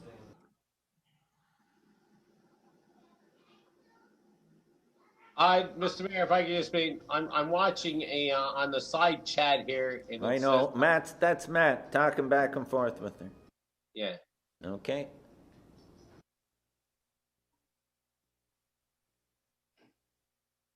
Okay, so we're gonna go on to, okay, wait.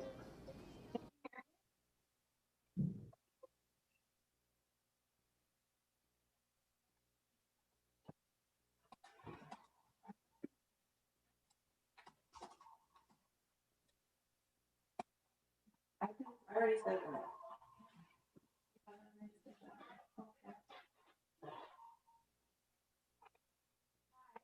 This is Cindy Aguilera speaking. Good evening, Mayor, Council, and staff. Make a note that. No, mine's down. Can everyone hear me? I just wanted to make a statement that Fern's computer. I can't hear anything. It's all echoey. I know. Regarding Matt's working on it. staff report, the PD 2020-53, lining from staff report. My one big concern is actually to the senior plan. On the speaker. Not circulated. Wait, are they both in the same? Am I Hold it, Fern. for this information? And as you deliberate your decisions this evening, and sustainable development. I know there are other cities that have done this, and why is Thorold not going to be on the forefront? Is Cindy on and Fern? I believe so, Mr. Mayor, because Cindy put a comment in the chat. Cindy and Fern, are you both in the same room? Yes. Can, you're echoing off each other. Can one of you's, Mine's on off. can one mute and only one mic be on, please?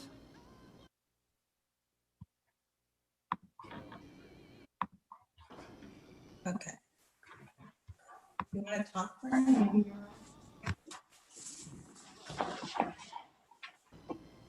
So is it okay? Did you answer the question? Okay, Ask the question. go ahead.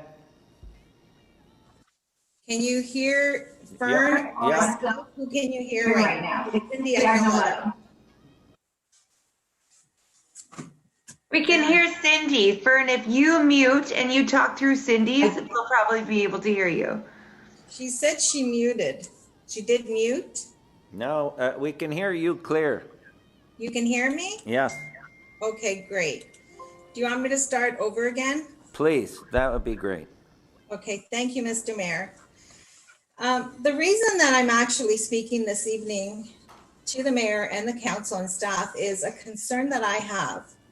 When we did go to the July 7th meeting as delegation, part of the discussion was the John Brown House. And all the information that was provided July 7th did have records to indicate that John House was slated as a potential historical place or heritage. There was discussion from other delegates saying that this should be brought up to the Thorold Society for review, which was again endorsed by the mayor and the council, put this forth, and they had, I think her name was, no, I lost her name here, Sarah King Head. She's a historian, as we know. She belongs, an award-winning author, like we are so lucky to have her, and she reported to the Heritage Committee. We had asked to obtain copies of these reports, of the Heritage Committee report, once it was completed. I am very concerned that we did not get notification, and I'm not sure whose role it is to do this. City staff was asked and it was passed around. It's the city planner that's supposed to submit forms or reports to individuals. Now, in finally getting a copy of the staff report, there is 3 criteria. One of them is design value or physical value, historical value, contextual value. The historian report checked off all 3 of these criteria. As well noted in the Thorold Heritage Committee, which the council appoints, right? That they unanimously would like that building to be designated a cultural heritage. And as you deliberate this evening, perhaps try to think or consider striking a balance between heritage and sustainable development. Other cities have done this. Why in Thorold we can't do this? Thank you very much, Mr. Mayor and Council. Thank you so much. Is there any questions? Seeing none, I want to thank you so much for your presentation. Up next, Gary Oblinski to speak to the same report. Gary, are you there?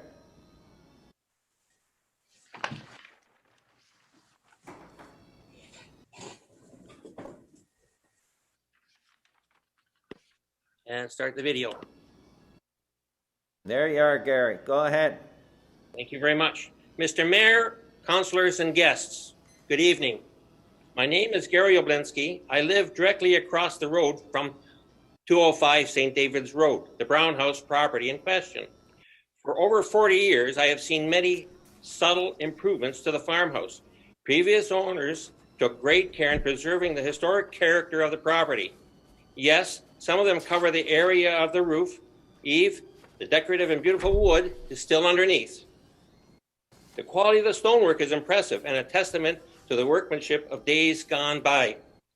When this house was built in around 1865 to 1870, Canada was a very young nation. Thorold was almost all farmland with a small hub. The population was under 1,638 people. The neutral Indians had an encampment on the opposite side of St. David's Road in the proximity of the Barbican Heights subdivision. With the good work of Sarah King Head, we are now beginning to learn more about John Brown, his life, his companies, the work he did to build and support Thorold and his community. For me, being a former owner of the Batten Block property on Front Street in Thorold for some 35 years, I am positive John Brown's companies had something to do with the buildings along the old Welland Canal, lock tenders' homes, buildings along Front Street, churches, factories, and mills. This was pointed out in the document. With the building of the 406 highway on the UEL Ball Land, the homestead farmhouse across the way from the Brown House was torn down to make way for this roadway. It's gone. We have questions to where it stood, what it looked like, etc. The only remaining reference to where it was stood there, a lone solitary old oak tree that's in the front yard. It stands guard between the vast 406 and the St. David's Road interchange. It's not much to see. Some of you have already made your decision whether to designate this historic building. It has been lost to time. You have a chance to bring it back. I leave you with this story to help you make your final decision on the fate of the Brown House. In 1977, while attending Brock University, I had an occasion to meet with and interview C.K. Bradley. a man who served on many citizen advisory committees for the government. It was at the height of the Great Depression of 1930s. The one thing I got from this meeting was advice to the government of the day. Years later, he regretted that faithful advice. Look at my decision ex post would have been far easier than making one without knowing all the facts and scenarios to raise far into the future, he said. That faithful advice concerned the path of the Queen Elizabeth Highway and where it is today. He could have chosen a different path above the escarpment, but he bowed to local political pressure. He saved a few dollars and used existing government lands and cleaned up the remnants of the abandoned Third Welland Canal. Please make your decision wisely. There are pressures to have development on vacant land. When the building is gone, it's gone. You can't get it back. Thorold will have lost some of its unwritten history yet to be discovered. Now, St. David's Road is under construction right now, and they're uncovering some artifacts, right? The other day I went out and I looked, and I'm just going to show you this little picture here. Everybody see this? This is an Indian stone. It's a hammering stone, has a surface over here. They work something on it. It has finger implements. This one over here, you can turn it this way, hit something down like this. There's a little divot over here for this stone. I found that in the rubble of the roadway. My backyard, I have stones. In my basement, I have a spearhead. This I found a few years ago. There's other remnants around. I had at one time a stone for grinding maize, and I have bowls that the Indians used to do this. This is all Indian area right now. And Sarah is right when she says there's things under the ground yet to be discovered. If you allow this building to be torn down and not designated, Thorold is losing history. I can not say anything more than what I have said already. And I thank you for your time. If you have any questions, by all means. Thank you, Gary. Is there any questions for Gary? Seeing none, I want to thank you very much for your presentation. Thank you. Can I have a motion to move PDS 2020-53 forward? Councillor Decker, seconded Councillor Hanley. All those in favor? Opposed? Carried. So right now we're up with PDS discussion report, PDS 2020-53. Moved by Councillor Wilson, seconded by Councillor DeRosa. I'll turn this over now to Manager of Planning, Denise Landry. Okay, Denise, you're up. Thank you, Mayor. That Council receive and review the following documents and consider these documents when deliberating whether to pursue designating 205 St. David's Road under the Ontario Heritage Act. This staff report, the report prepared on 205 St. David's Road discussing the cultural heritage value of the property, as noted in Appendix 1 of the report, and the minutes from Heritage Thorold LACAC October 6, 2020 meeting, where they recommend designating 205 St. David's Road under the Ontario Heritage Act. And that Council provide direction this evening if they wish to pursue designating 205 St. David's Road under the Ontario Heritage Act. Thorold Heritage LACAC is a committee of council, and they are recommending that 205 St. David's be designated under the Heritage Act. Staff is not providing an opinion on the designation, but deferring to Thorold Heritage LACAC and the report prepared by a qualified researcher. The property was added to the list of potential properties to be designated by council in 2010. The proposed development application expedited the research of the property as the existing building on the property is proposed to be demolished. Designating the property does not preclude the ability to develop the property in some manner. Craig Finley, Chair of Thorold Heritage LACAC, is also online tonight to answer any questions related to the research report prepared by Sarah King-Head. And I'll be available tonight to answer any questions dealing with technicalities in terms of designating the building if council so chooses. This concludes the report. Thank you. Okay, so now I open the floor up for questions or comments. So,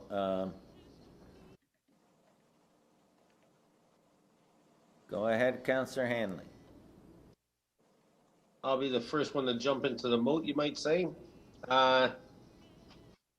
So I've been doing a little bit of research myself and trying. I'm no historian by any means, believe me, but I know through actually, I'm going to speak first. I'm sure Councillor DeRose will too. He's actually discussed some items in regards to the report that's forward, that 39-page report. I won't go into it, but here's my issue.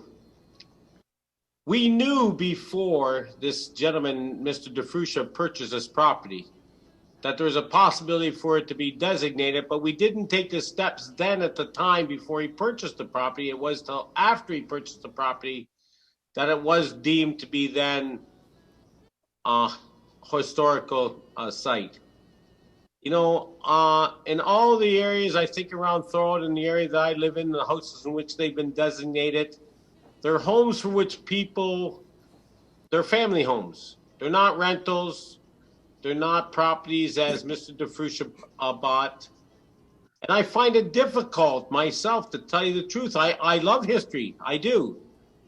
But when I see that after the fact, and he has spent the monies, I take that into consideration. And now we're going to designate this property historical.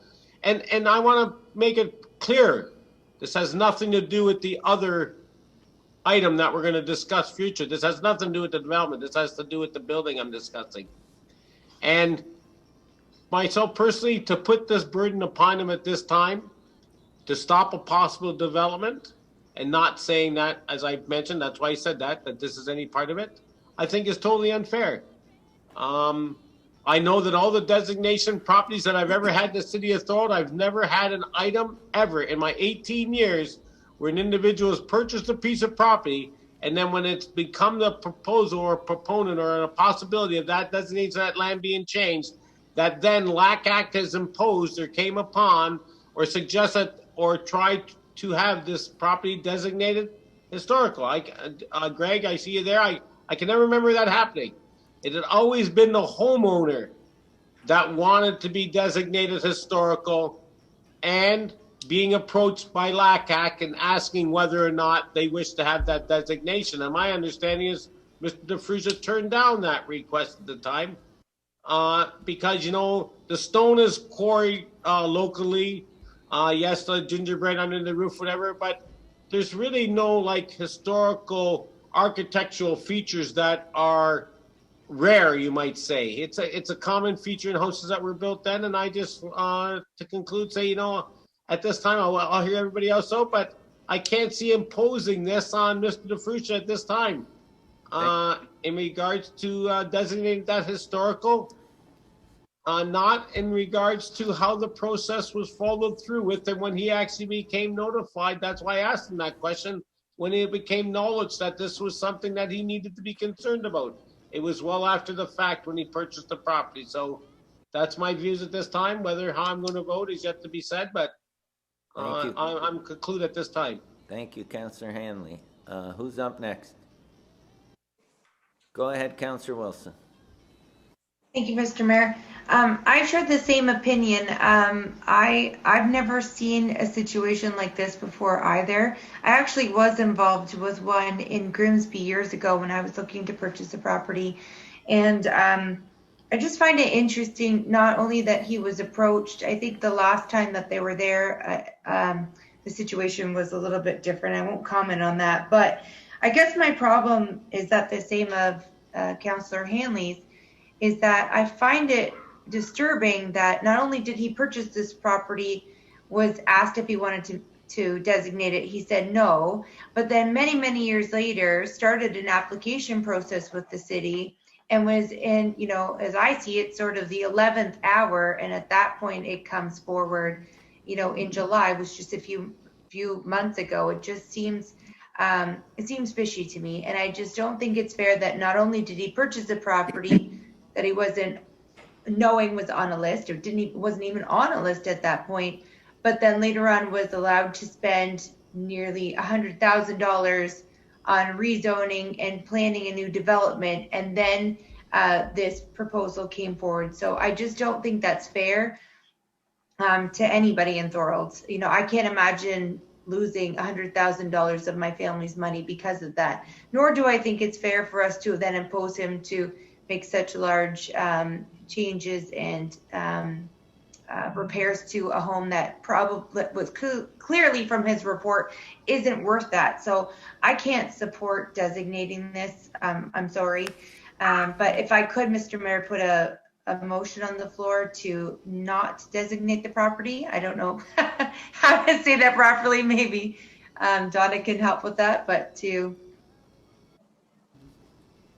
how should I say that, Donna? Sorry. I'll turn that over to our city clerk. So we're to provide direction on designating, and she wants to put a motion on the floor that we do not designate this property. That's correct. That designation of the, how is that how you want to put it? Does that work for you? That the Yes, sure. That this council, I'd like to put a motion on the floor that this council decides not designate the property of 205 St. David's Road. Does that work, Denise, that motion? Yes, it does. Okay, so we have a motion on the floor. Do we have a seconder? Councillor Decker. Okay, so now we're going to have a debate on that motion. Councillor Kenny. Yeah, I would just like to say that I'm going to support the motion. And I'd also like to say that I'll go on record as that telling our historical society, if they want to designate homes, they should designate them so that when people purchase homes, they know in the future that they are designating a home or they're purchasing a home that has been designated. Totally unfair to designate a home after it's been purchased. And like I say, if this were to come up again, I would vote the exact same way. It doesn't matter who it is or the situation. To do it after the fact is wrong for me. So I'll support the motion. Thank you. I had Councillor Decker. Did you have your hand up? I was seconding. Okay, you were seconding. Yeah, I got you as a seconder. I didn't know if you wanted to speak. I had Councillor Deal. Thank you excuse me. Thank you, Mr. Mayor. First of all, I want to thank Sarah King Head for the excellent report. No matter what happens here tonight, she did a very good report on John Brown and another good report on the building itself. John Brown was an important person, but he was an important person throughout the Niagara region and into the States and even up in the southwestern Ontario. He built many properties and was involved in many excellent things that happened in our region. But he didn't live in the Thorold house, the John Brown house. We call it the John Brown house because he built it, but he did not live in it. No one over the last few years, and a couple of councillors have already mentioned this, that we wanted to designate the property, not once. And I know that I've been on LACAC for a number of years, and my wife was on a number of years before that. And although that may have come up in discussions at one point in time, nothing serious was brought forward regarding designating the property. The value of the property, if designated, and you saw it in the real estate person's report, that is going to change by $300,000 or $400,000 the value of that property. I mean, it's just the restrictions are going to be a lot more than what are there now, and the owner has rights regarding property, and the rights are being disabled from this particular conversation. I am on the LACAC, and I have helped designate many properties over my years, and I enjoy doing that. And I enjoy history. If anybody knows me, I've been regarding history for a long time. But in order to have us as a city council, and you can just look at your own properties, would you want your property designated to decrease the value of your particular properties? I don't think so. So I will not, then the only reason I'm not voting, or I'm voting for the motion that's here, is that I don't feel that there should be a hostile designation of any property. And that's my sense of what's happening in this particular situation. Okay, I had Councillor Longo. You had your hand up. Did you want to speak? Yes, thank you, Mr. Mayor. I will support the motion put forward by Councillor Wilson. I agree with what everybody else has said. I don't think it's fair that a designation comes along after somebody purchases a property. But I will also make one point here that we are not discussing the rezoning or redevelopment of this. This is just regarding the designation. And that Thank is you. 100% correct, Councillor Longo. Councillor DeRose. Through you, Mr. Mayor, thank you. Thank you to the presenters tonight. Before I read all the reports, I was kind of concerned and I was leaning towards designating. But after reading Sarah's, supposed to be excellent report, there's some things I picked up. Page 1, it's, as Fred had said, John Brown never lived in the house. So that was a concern of mine. Secondly, on page 2, it says, I quote, interior modifications are not significant, but are piecemeal and have overall undermined these spaces' heritage integrity. So, and then the third thing that really caught my eye was on page 3. It talked about Etienne Brûlé and called him a Jesuit missionary, may have visited Thorold during 2 trips to the region before 1620. And I didn't understand the connection, but through my, and I have no clue of history compared to Sarah, but this to me put a different light on her report because Brûlé was a French explorer that Champlain brought over with him as an 18-year-old. He became an excellent coureur de bois, which is a fur trader, and he became an interpreter for the indigenous tribes and the Jesuits. But he was not a Jesuit missionary. But for these 3 reasons, I've turned and I will support Victoria's motion 100%. Thank you. Is there anyone else? I got Councillor Sentence. Thank you, Mr. Mayor. Yeah, through you, fantastic report. I had no idea what you guys did until now. The amount of work and effort that goes into it is unbelievable. So thank you for your work. I love history. I love the idea of all these things. I just do not like how this has happened or the way the events have gone on, and to put this on somebody. I hope something can be done, archaeological, dig, find, and something can be done to really honor this in another way. But I'm going to support Councillor Wilson's motion as well. Thank you.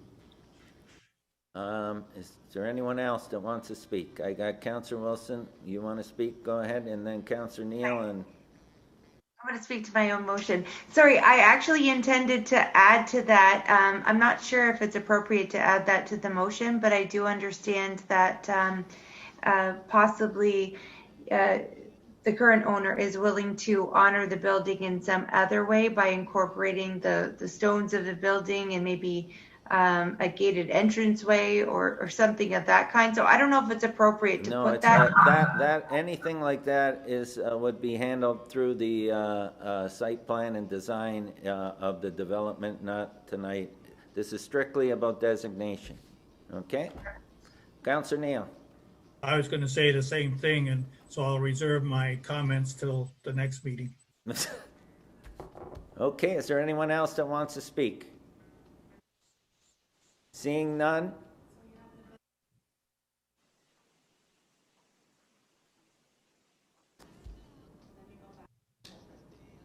Okay, so I have an amending motion on the floor that, go ahead. The motion on the floor is that Thorold City Council not proceed with the designation of the John Brown House. All those in favor? Opposed? Carried? And then the full motion, right? Correct. Okay, now we go back to the full motion, which is moved by Councillor Wilson, seconded by Councillor DeRose. All those in favor? Opposed? Carried. Okay. Do you want to proceed with, should we go, we can proceed with the other discussion report, and then we'll go back to, We'll do the second discussion report before we go back to consent reports. So on the floor now, I have 16B PDS 2020-54, moved by Councillor Senton, seconded by Councillor Hanley, and I'll turn this over again. Is this going to Denise, to the Manager of Planning, Denise Landry? Go ahead, Denise. Thank you, Mayor. The recommendations of the report are that Council maintain the current approach that fencing of rear yards of individual properties in new subdivision builds is optional and at the discretion of the property owner. And if Council decides to pursue a requirement for rear yard fencing in new subdivision builds, that the Confederation Heights Phase 8 subdivision first be used as a pilot for the requirement, and that the requirement be limited to townhouse buildings only. This concludes the report. Okay, I got Councillor Wilson. Thank you, Mr. Mayor. First of all, I just want to thank staff for going back and taking a look at more options. As I read through that report, understanding that the city of Niagara Falls does have this in place where they do have a fencing bylaw for townhouses only. So I think, I do think that's a great idea. I love that it's happening in a local municipality that also has a college in their backyard, so they're probably experiencing the same things we are. And so I would like to put a motion forward that we do go ahead with the pilot project in Phase 8 for townhouses only. I do think it will be a benefit to our city. And I have a seconder for that motion, Councillor Sentence. Okay, so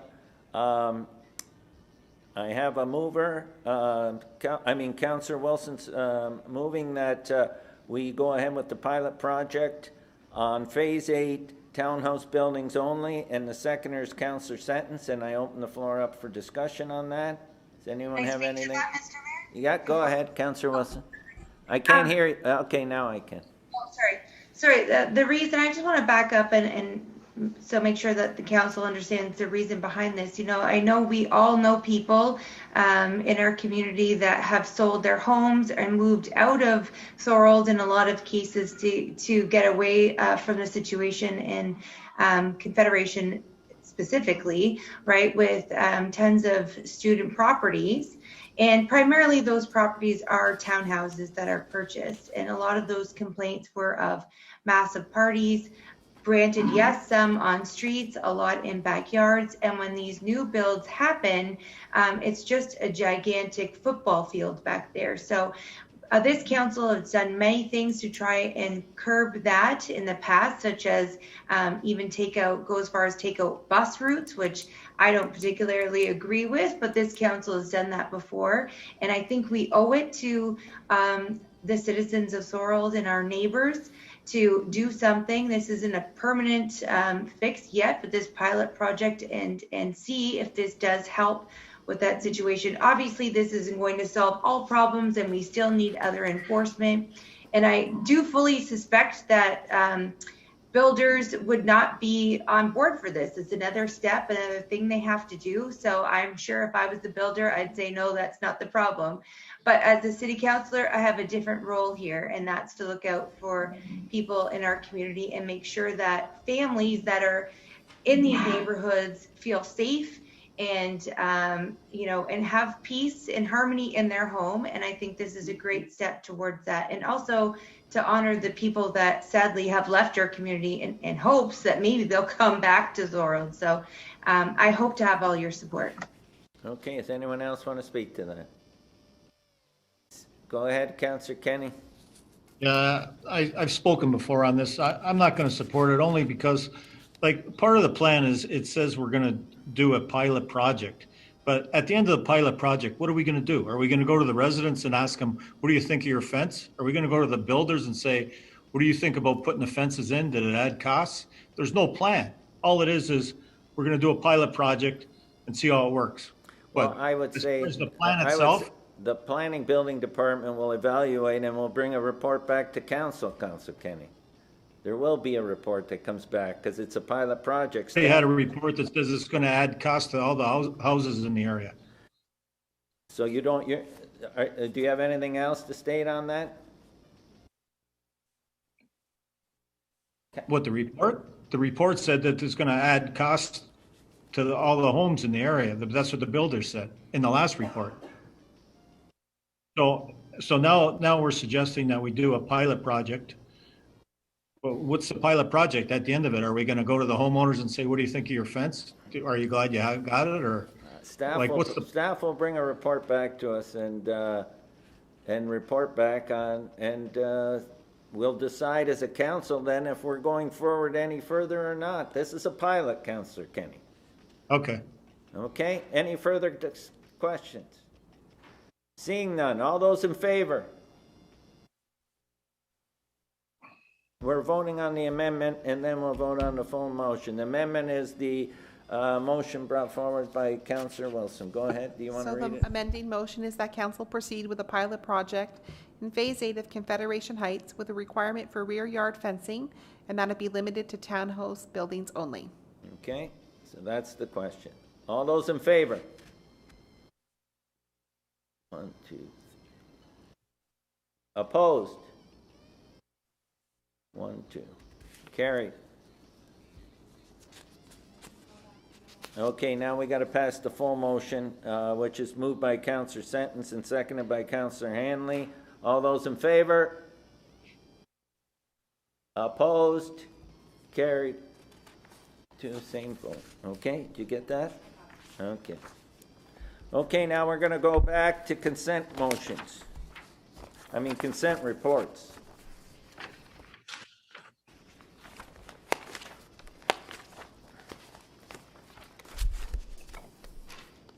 Okay.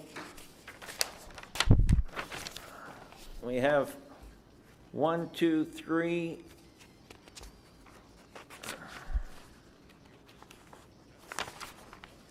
4, 5, 6, 7, 8, 9. What's that? Okay. Okay, so we're gonna, for a discussion? Okay, so we're gonna pull PDS 2020-51 because it was amended. Regarding the other ones, do we want to take them in bulk, or does someone want to pull any other ones that we want to talk about? Go ahead, Councillor Hanley. Put them in bulk, Mr. Mayor. I put them in bulk, but if there's someone wants to pull one, I still have to know. Councillor Kenny. Yes, I'd like to pull PWC S 2020-60. I just have a couple of questions about it, that's all. Okay. So I have a mover, Councillor Hanley, seconder, Councillor Neal, to move all the consent reports with the exception of PWCS 2020-60 and PDS 2020-51. All those in favor? Opposed? Carried. Okay, so now we go to PWCS 2020-60, and I'll turn that over to, who's going to speak on this? This is the Schedule B of the Parking and Traffic Bylaw number 150, 2012, be amended to reflect the recent changes on Front Street, Regent Street to Sullivan Avenue. And I'll turn this over to Jeff Holman, our Director of Public Works and Community Services. Thanks, Mr. Mayor. Councillor Kenny is correct, and he did ask me this question before the council meeting started. Unfortunately, I don't have an answer for that, but I can check with my staff, and we'll go back to the property owner just to confirm that that's their understanding as well, possibly. But I would suggest that we, move ahead with the report, and we can make that clarification before the bylaw gets approved at the next meeting. Okay, are you good with that, Councillor Kenny? Well, it's just not only the store owner, it's the residents of Thorold. Like I say, if you go town and run into that store to buy a newspaper or a lottery ticket, you can no longer park out, according to the diagram, and out in front of that store. And I think people are going to want to do that without getting a ticket. Okay. So I think before we do pass this report, we should clarify maybe if you want to take those 2 parking spots out of the report No, and because say, what he said is that we can pass the report and he'll bring back, he'll get the answers, and then before we pass the bylaw, we can make the amendment, okay? fair enough. Okay. Councillor Neil. Yeah, just adding on to that, I believe that at least one of those parking spots should be taken away and put into a regular parking spot, because a lot of people zip their cars in and pull in, go into the store for 2 or 3 minutes to get whatever they're going to, the newspaper or whatever, and come back out. So I think we're restricting a lot of people that come downtown to do that specific purpose. So I think we definitely need to look at it. Okay, so you'll look at that, and can you, prior to the next meeting, maybe send out an email to council and update them on? Yeah, so we'll check to see how it's marked today, because the stalls have been painted, and then we'll reaffirm what the expectation is with the store owner and the rest of the BIA for that matter. We'll bring the matter back. Okay, is that good? Anyone else want to speak? Go ahead, Councillor Hanley. Thank you. See, me, I looked at the big picture. I've actually been down there. If you take the 2 that Councillor Kenny's talking about, you go directly across the street, there's a boulevard. When you go across Albert Street, your first parking spot there in front of Harry's is a handicap parking spot. Then you go where there's a boulevard, then you have Gypsy's Alley, and the next parking space is a handicap. Then you have a loading zone. I think I counted 4 handicap spots within 7 parking spots. 2 in front of the convenience store, 1 in front of Harry's, 1 in front of the drugstore. Then there's a loading zone, plus a loading zone across the street. In a congested area, we have more handicap parking spots than we do on the whole rest of Front Street. It's looking to be geared towards people accessing the doctor's office next to Henderson's and Henderson's drugstore. And I can understand that, but there's, to me, not only in front of that convenience store, there's congested of too many handicap spots to myself in a congested area. If you go have a look, like I said, there's 2. And staff is going to do that, and Jeff's committed to do that, okay? I just wish that we could have had this discussion, maybe seen a diagram before all the painting was done, because now we're gonna, if we vote to change things, we're gonna have to eliminate that painting, and it's not an easy process. We have to do it, we have to do it. Okay.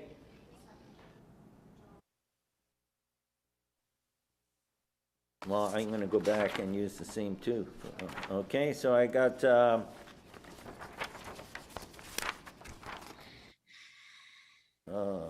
am I here? What? I got a mover, Councillor Hanley, seconder, Councillor Neil, for PWCS 2020-60. All those in favor? Opposed? Carried.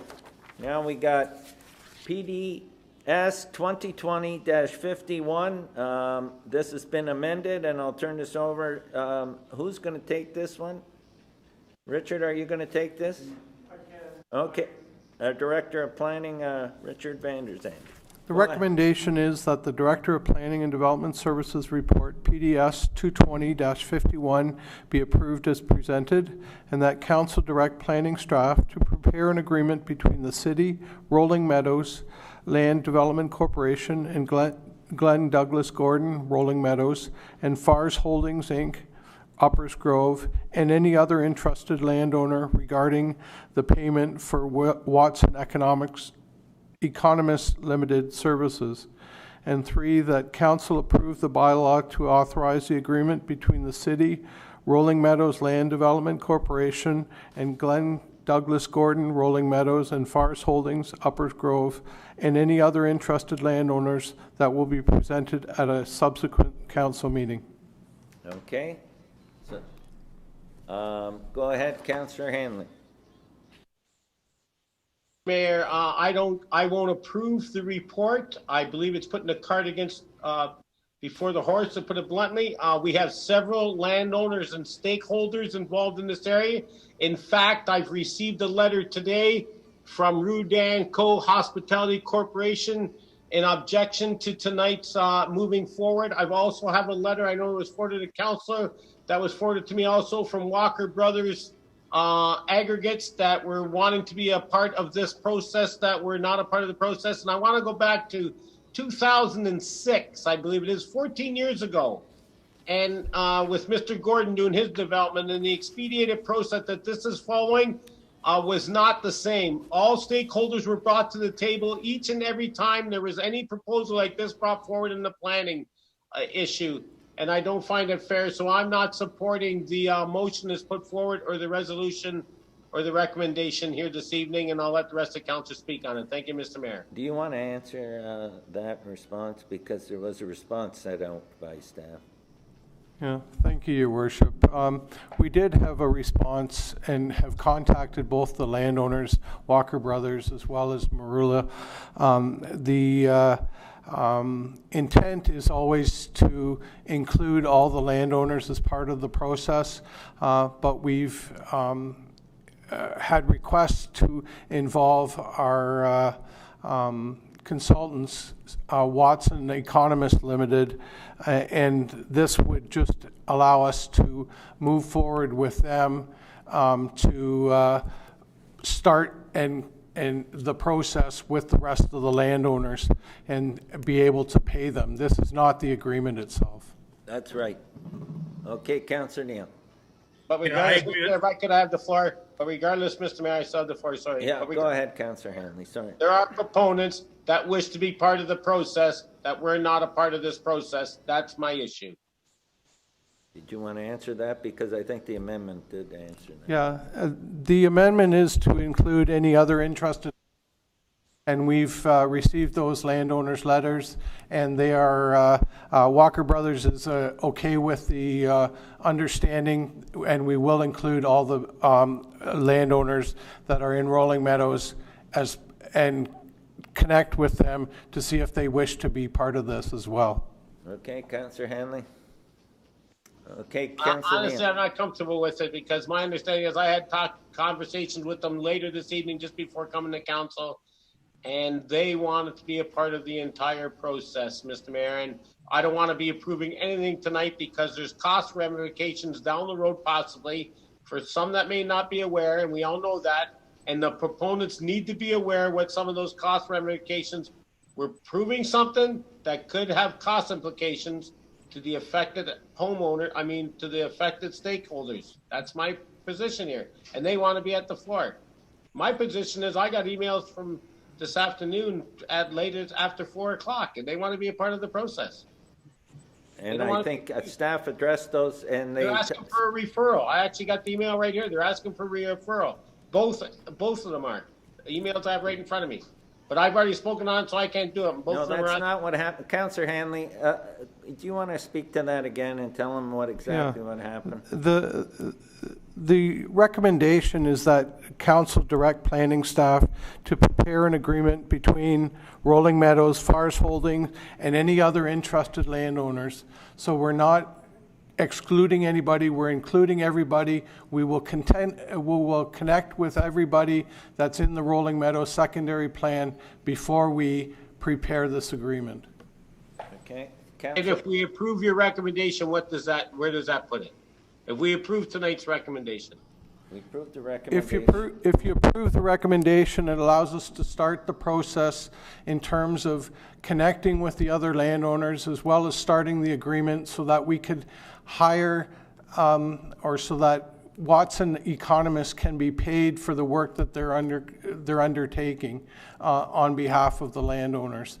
And the intent is so that we can start that process, but the process for the cost-sharing agreement, that is not included in this approval. Okay, Councillor Hanley. Thank you. Councillor Neal. Yeah, so just to clarify it, because I agree with Councillor Hanley, is that there's nothing being decided tonight with this motion. We're sending it back for extra work to be approved at the next council meeting? No, that's not what it is. It will be, what we're going to do is prepare an agreement that will require a bylaw by council, and that bylaw by council will be provided at some time in the future when we have an opportunity to connect with all the landowners. Okay, so we're not approving anything tonight No, except. we're getting, they're giving them permission to get everybody together and work with Watson economists to put together That's the intent, yes. the intent, right? Am I correct, Richard? That's the intent as I understand it as well. Amended to the original motion, right? Yes, well, it is amended. That's why he spoke to it. Yeah, the amendment is any other interested landowners is the amendment to the original recommendation of the report. Okay. Is there anyone else that wants to speak? Go ahead, Councillor DeRose. Mayor, it's gotten like a pretzel. I'm kind of confused. Is it possible for me to ask for a deferral on this? Or is that, how does Richard feel or staff? I know I'm supposed to ask my fellow Council councilors. can defer. Explained it twice. Let him explain it again so you understand, because I'll let Richard say it again. Go ahead, Richard. The intent is that we would prepare an agreement for Watson and economists to help us with the process. That was a request of the landowners that were involved in the original discussion, and we are including from that original discussion, we are including all the other interested landowners as well. We will be contacting all the landowners with respect to this agreement prior to bringing it back to council for consideration.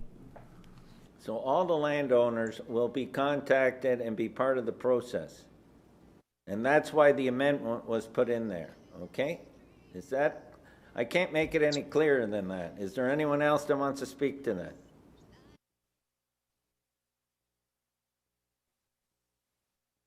Okay, so the amended motion, do you want to read it again, please?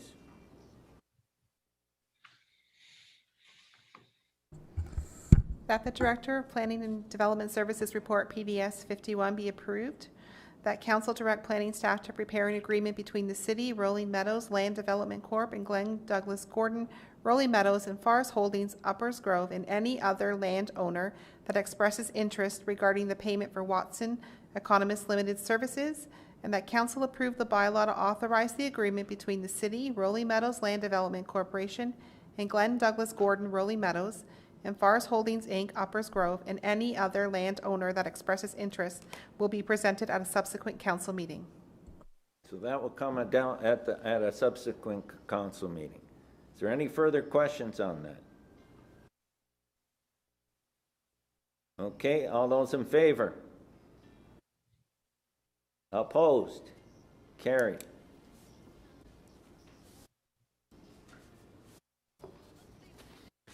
Okay. We got a closed meeting. Before we go on, is there any notices of motion? Okay, closed meeting. Yeah, okay, so before we go closed meeting, we'll pass all bylaws with the exception of bylaw 151, excuse me, 152. We'll do 152 after. Okay, so bylaws. First reading of bylaws moved by Councillor DeRose, seconded by Councillor Sentence, that leave be given to introduce the following bylaws. Bylaw 148-2020, 149-2020, 150-2020, and 151-2020, and now be read a first time. All those in favor? Opposed? Carried.